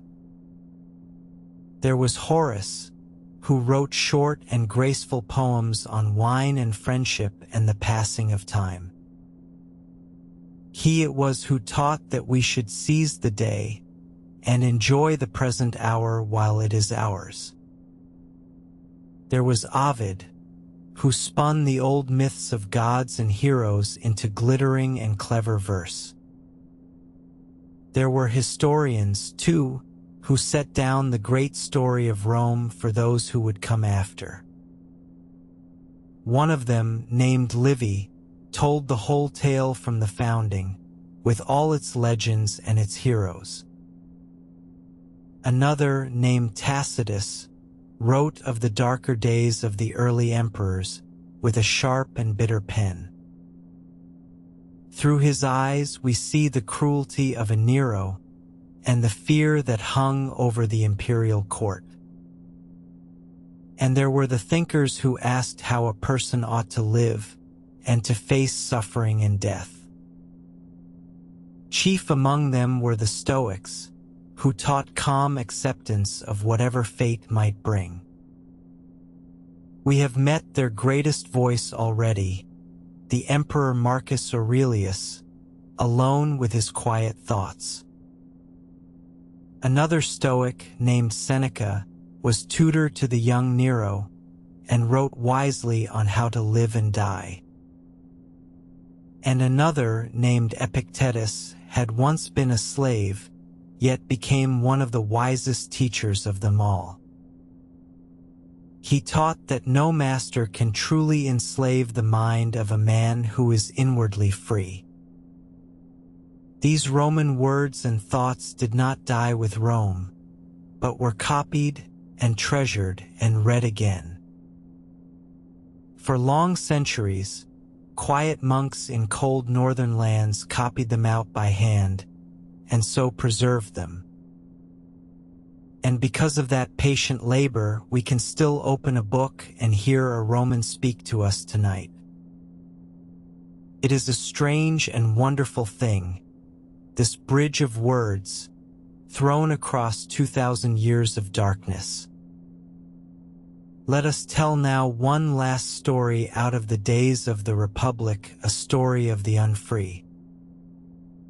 For we have spoken of the slaves of Rome, and of the shadow their bondage cast over all her glory. And once, in the last age of the Republic, that shadow rose up in a great and desperate revolt. It began in a school for gladiators in the south of Italy, where men were trained to fight and die for sport. Among them was a Thracian slave, a strong and clever man, whose name was Spartacus. He and a handful of his fellows could bear their cruel lives no longer, and they broke out and fled. They armed themselves at first with only kitchen knives and spits, and took refuge upon a mountain. But other slaves, hearing of them, ran away from their masters and came to join them in the hills. Soon Spartacus led not a handful but a small army, and then a great one, tens of thousands strong. Rome sent soldiers against them, sure that the slaves would scatter before real troops. But Spartacus was a born leader and a fine general, and again he beat the armies sent to crush him. For 2 years the slave army roamed up and down Italy, defeating Roman force after Roman force. It was one of the greatest frights that Rome ever suffered within her own land. The slaves wished only to escape, to win their freedom and to go home to their distant countries. But they were trapped, in the end, upon the long peninsula of Italy, with the sea at their backs. Rome gathered her strength at last, and sent a great army under the rich general Crassus. In a final and desperate battle, the slave army was surrounded and destroyed. Spartacus himself fell fighting, sword in hand, and his body was never found among the slain. The Romans took a terrible revenge upon the slaves they captured alive. They crucified thousands of them, hanging them along the great road that ran south from Rome. It was a cruel warning, meant to teach the slaves of Rome never to rise again. And yet the name of Spartacus was not forgotten, nor the courage of the men who followed him. Across the centuries it has come to stand for the longing of all the enslaved to be free. So even from the darkest corner of the Roman world, there shines a small and stubborn light.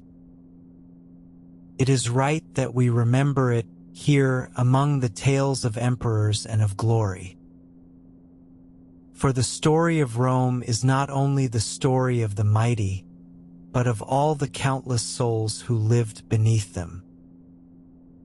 Let us return once more to the Golden Age and to the greatest of the emperors who ruled it. For the age of the 5 good emperors left behind wonders that we can still walk among today. Consider first the Emperor Trajan, the great soldier who pushed the empire to its widest bounds. Trajan was born not in Italy at all, but in Spain, the first emperor to come from the provinces. He was loved by the people and the soldiers alike, plain in his manners and generous in his gifts. He led his armies far to the north, across the great river Danube, into the wild land of Dacia. There, in 2 hard wars, he conquered a rich kingdom and brought its gold flooding back to Rome. To celebrate that victory, he raised a tall stone column in the heart of the city. Around and around that column, in a rising spiral, was carved the whole story of the Dacian War. Thousands of tiny figures march and build and fight along its winding band of stone. It stands there still, after nearly 2,000 years, telling its silent story to the sky. With the gold of Dacia, Trajan built a magnificent new forum, the grandest the city had ever seen. He built markets and libraries, roads and harbors and bridges across the whole empire. He cared for the poor and set up funds to feed and raise the orphan children of Italy. When he died, the Romans remembered him as the very best of all their emperors. For long after, when a new emperor took the throne, the people would wish him luck with a single prayer. "May you be luckier than Augustus," they would say, "and better than Trajan." After Trajan came Hadrian, a very different man, restless and clever and curious about all things. Where Trajan had conquered, Hadrian chose to consolidate and to guard well what Rome already held.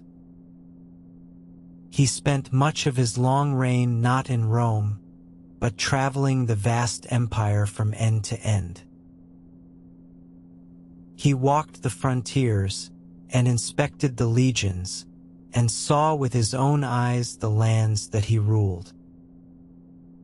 In the far north of Britain, he ordered the building of the Great Wall that still bears his name. It ran from coast to coast across the narrow neck of the island, marking the very edge of the Roman world. Hadrian loved Greek art and learning, and he rebuilt the Pantheon into the perfect form we have already seen. Near Rome, he built himself a vast and sprawling country villa, a whole small world of pools and halls and gardens. In it, he gathered copies of the beautiful things he had seen in all his travels across the empire. Its ruins cover a great stretch of ground even now, and men still wander among them in wonder. So these emperors of the Golden Age left their mark not in blood alone, but in stone and in beauty. And much of what they built has outlasted the empire itself by more than 1,000 years. Let us now, before the shadows lengthen, spend one whole quiet day in the ancient city. Let us imagine that we are there in Rome at the very height of her long peace. The day begins before the dawn, in the cool gray light, when the city is still hushed. The bakers have been at work since the small hours, and the smell of fresh bread drifts through the streets. The first carts creak in from the countryside, for wheel traffic was banned by day and moved only by night. As the sky grows pale, the great city slowly stirs, and shutters open, and voices begin to rise. The poor rise from their small rooms high in the crowded blocks of flats. The rich wake in their fine houses, and their many clients gather at the door to greet them. For it was the custom that lesser men would call each morning upon their wealthy patrons. They came to pay their respects and to ask for favors, and to receive a small gift of food or coin. Then the true business of the day began, in the forums and the markets and the courts. The shops threw open their fronts, and the streets filled with a great and noisy crowd. Lawyers hurried to the courts, and merchants to their deals, and idlers to watch it all. The narrow streets rang with the cries of vendors, the rumble of handcarts, and the babble of 100 tongues. For in Rome one might hear the speech of every land under Roman rule, mingling in the crowd. By the middle of the day, the sun stood high, and the pace of the city began to slow. Romans ate only a light bite at midday, and then, in the heat, many rested for a while. In the afternoon came the best and most pleasant hours, the hours of leisure and of ease. This was the time for the baths, and half the city, it seemed, made its way there. Men soaked in the warm water and were scraped clean, and lay talking in the steam. Others exercised in the courtyards, or strolled in the gardens, or read in the libraries attached. On days of games, the crowd streamed instead to the arena or the racetrack, roaring for their favorites. As the sun sank low, the Romans went home or to the house of a friend for the evening meal. The main meal of the day was eaten in the cool of the evening, and might stretch long into the night. For the rich it was a feast of many courses, with wine and music and easy talk. For the poor it was simpler far, a little bread and oil, some vegetables, a cup of rough wine. Then, as darkness fell, the streets emptied, for Rome had no lamps on most of her roads. The night belonged to the carts bringing goods into the city, and to the watchmen guarding against fire. Behind their doors, the Romans slept, rich and poor alike, beneath the same dark and starry sky. And so a single day of the ancient city passed, much as 10,000 such days had passed before. It is a strange comfort, is it not, to think of all those quiet evenings, so long ago and so like our own. The same weariness at the end of the day, the same simple meal, the same welcome dark, and the same sleep. After the death of Commodus, the empire fell into a long age of trouble. The peace and order of the Golden Age gave way to war, both within and without. The great sickness was that the throne itself became a prize to be fought over. The armies learned that they could make an emperor and unmake him as they pleased. Again and again a general would be raised up by his soldiers, only to be murdered by other soldiers soon after. In one terrible span of 50 years, Rome had more than 20 emperors, and almost all died by violence. This age of chaos we call the crisis of the 3rd century, and it nearly destroyed the empire. While Rome tore herself apart, her enemies pressed hard upon every frontier. In the north, the fierce Germanic peoples pushed across the rivers into Roman land. In the east, a powerful new Persian empire rose up and warred against Rome. The roads grew unsafe, trade withered, and the coins were debased until they were nearly worthless. Cities that had stood open and unwalled for centuries now hurried to build strong walls again. It seemed that the great empire might simply fall apart into ruin and darkness. But Rome was saved, for a time, by a few hard and able soldier emperors. The greatest of these was a man named Diocletian, who seized the throne and set about mending the state. Diocletian saw that the empire had simply grown too vast for any one man to rule and defend. So he divided it, sharing the rule with trusted colleagues, one to guard the east, another the west. He reformed the army, the coinage, and the taxes, and for a while he held the empire together by sheer force of will. But Diocletian also launched the last and greatest persecution of the Christians. By now the new faith had spread through every corner of the empire, among the poor and the great alike. No persecution, however cruel, could stamp it out. The Christians only grew more numerous and more bold. When Diocletian at last grew old, he did a thing almost unheard of and gave up his power willingly. He retired to a great palace by the sea and spent his last years growing cabbages in his garden. After him, the empire fell again into civil war, as rival heirs fought for the throne. Out of that struggle rose one of the most important figures in all of history, the Emperor Constantine. Constantine won the throne after a great battle, and he did something no emperor had done before. He embraced the Christian faith, the very faith his forerunners had tried so hard to destroy.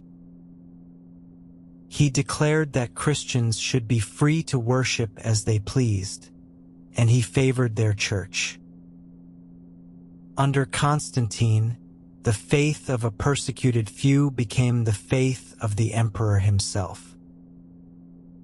And in time it would become the faith of the whole Roman world, and of Europe after it.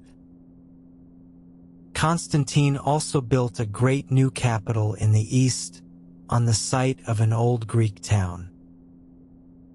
He named it after himself Constantinople, the city of Constantine. It stood where Istanbul stands today, guarding the crossing between Europe and Asia.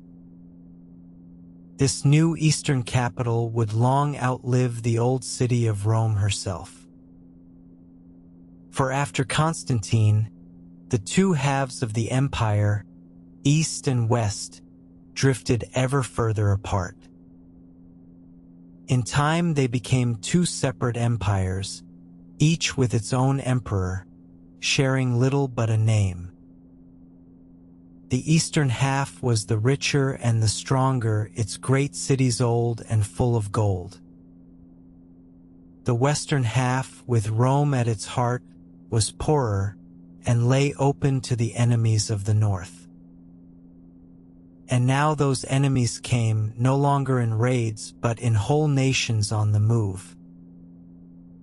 Great peoples, whom the Romans called the barbarians, were pushed westward by fear and hunger. Behind them, out of the wild grasslands of the east, rode a terrible people called the Huns. Fleeing the Huns, the Gothic peoples begged to be let inside the safety of the Roman borders. They were let in, but treated so cruelly that at last they rose in revolt. In a great battle, a Gothic army destroyed a whole Roman army and killed the Eastern Emperor himself. It was a blow from which the empire never truly recovered, and the frontier was broken open. More and more peoples poured across the undefended borders into the heart of the Western Empire. The legions were too few now and too weak to hold them back any longer. At last the unthinkable happened, and an army of Goths marched upon Rome herself. For the first time in 800 years, a foreign enemy entered the city and plundered it. When the news reached the wider world, men could not believe that Rome had fallen. The city that had conquered the world had herself been taken and sacked. And worse was still to come, for the Huns themselves now swept into the empire under their fearsome king, Attila. Attila was called the Scourge of God, and his coming spread terror across the whole Roman world. He was turned back at last, but the Western Empire was now little more than a shadow. Rome was sacked a second time by another people, the Vandals, who gave their very name to wanton ruin. The last emperors of the West were feeble boys, ruling only a scrap of Italy in the shadow of barbarian generals. The very last of them was a child, and his name, by a strange chance, was Romulus. So the empire ended with the same name it had begun with all those long centuries before. In the year we call 476 after Christ, a barbarian general deposed that last boy emperor. He did not even trouble to name a new one. He simply ruled Italy in his own name. And with that quiet act, the Roman Empire in the West came at last to its end. There was no great final battle, no burning of the city, only a fading, like a lamp guttering out. The Eastern Empire lived on for 1,000 years more, and men there still called themselves Roman to the end.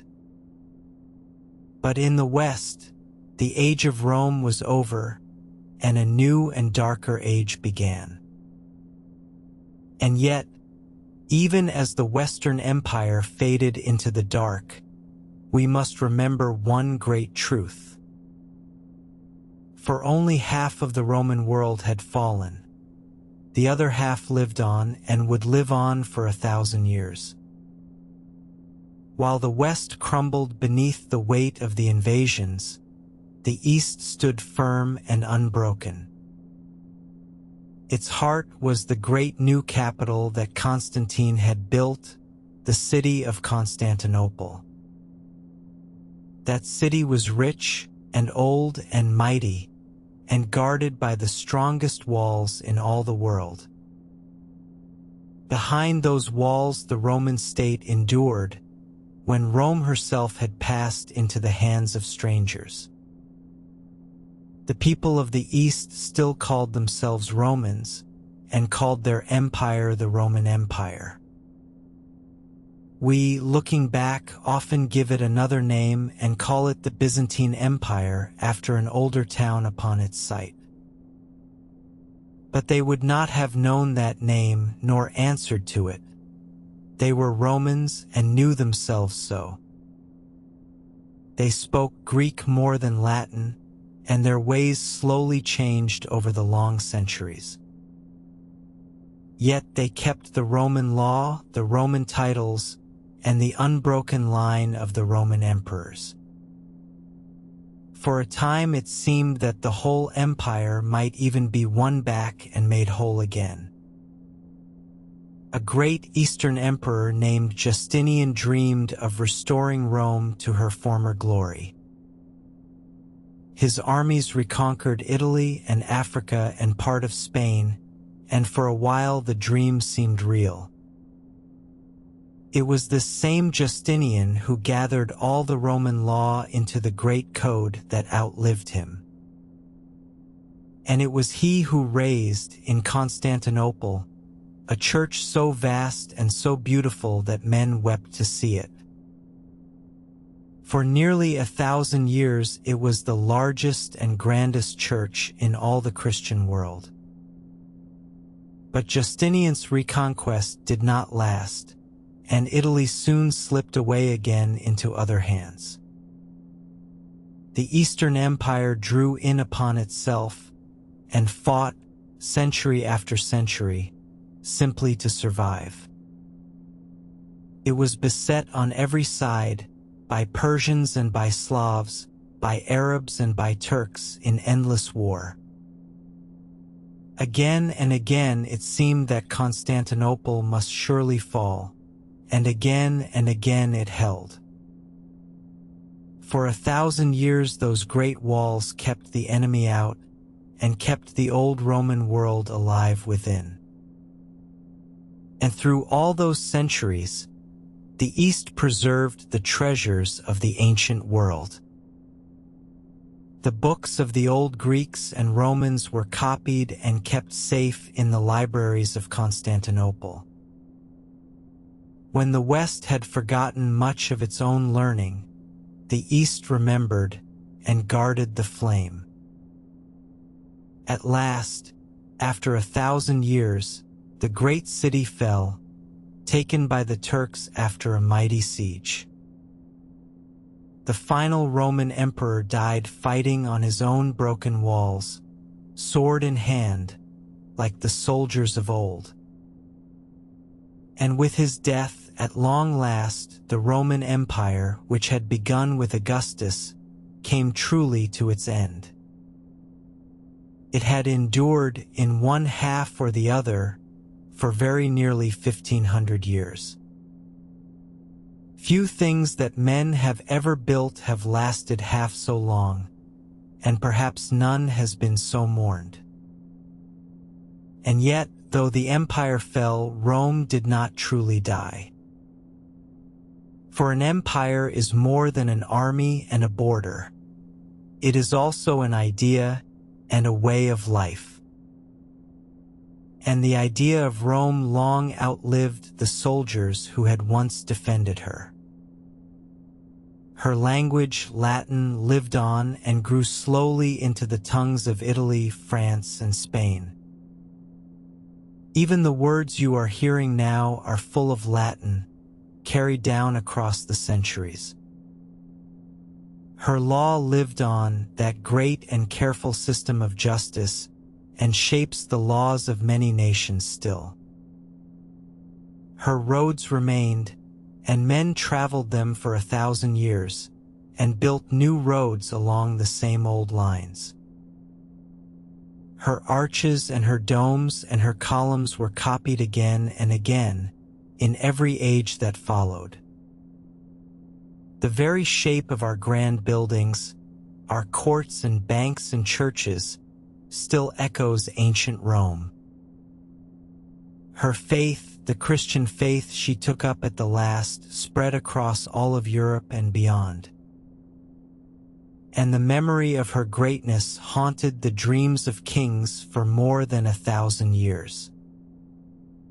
Long after the fall, rulers still longed to call themselves the heirs of Rome and to wear her name. For Rome had shown the world what a single ordered state could be, vast and lawful and at peace. She had gathered 100 peoples under one rule, one law, one long and quiet peace. It was not a perfect world. It was built in part on conquest and on the labor of slaves. The Romans could be cruel and proud and greedy, as all people in all ages can be. But they built something greater and more lasting than any who had come before them. And when we walk today among their ruins, we feel not only their loss, but their nearness. For we are, in 100 hidden ways, their heirs, living still among the things they made. The forum where the senators argued lies open to the sky now, its columns broken. The Colosseum stands half-ruined, its great arches worn by 2,000 years of sun and rain. The roads are quiet, the aqueducts run dry, the temples are silent and bare. And yet the traveler who stands among them feels something that will not quite fade away. A sense of order, of grandeur, of a world that reached very high and lasted very long. The eternal city, they called her, and in her way she has earned the name. Now our long journey through the story of Rome draws gently to its close. We have seen her born among shepherds, and grow to rule the world, and fade at last into legend. We have walked her streets, and stood in her temples, and watched her emperors rise and fall. And now there is nothing left to do but to rest, and to let the great city fade softly into sleep. Let the marble grow dim, and the torches burn low, and the murmur of the crowd fall silent. The night is deep now, and the stars are turning slowly over the 7 hills.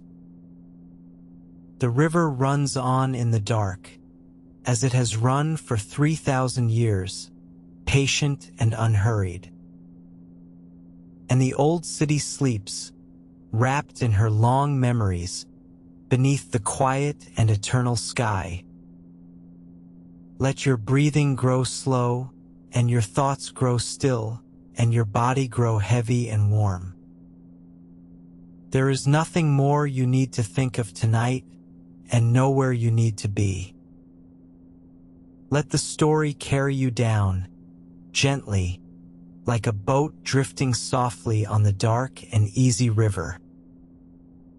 Rest now and sleep, and let the eternal city keep her long and peaceful watch.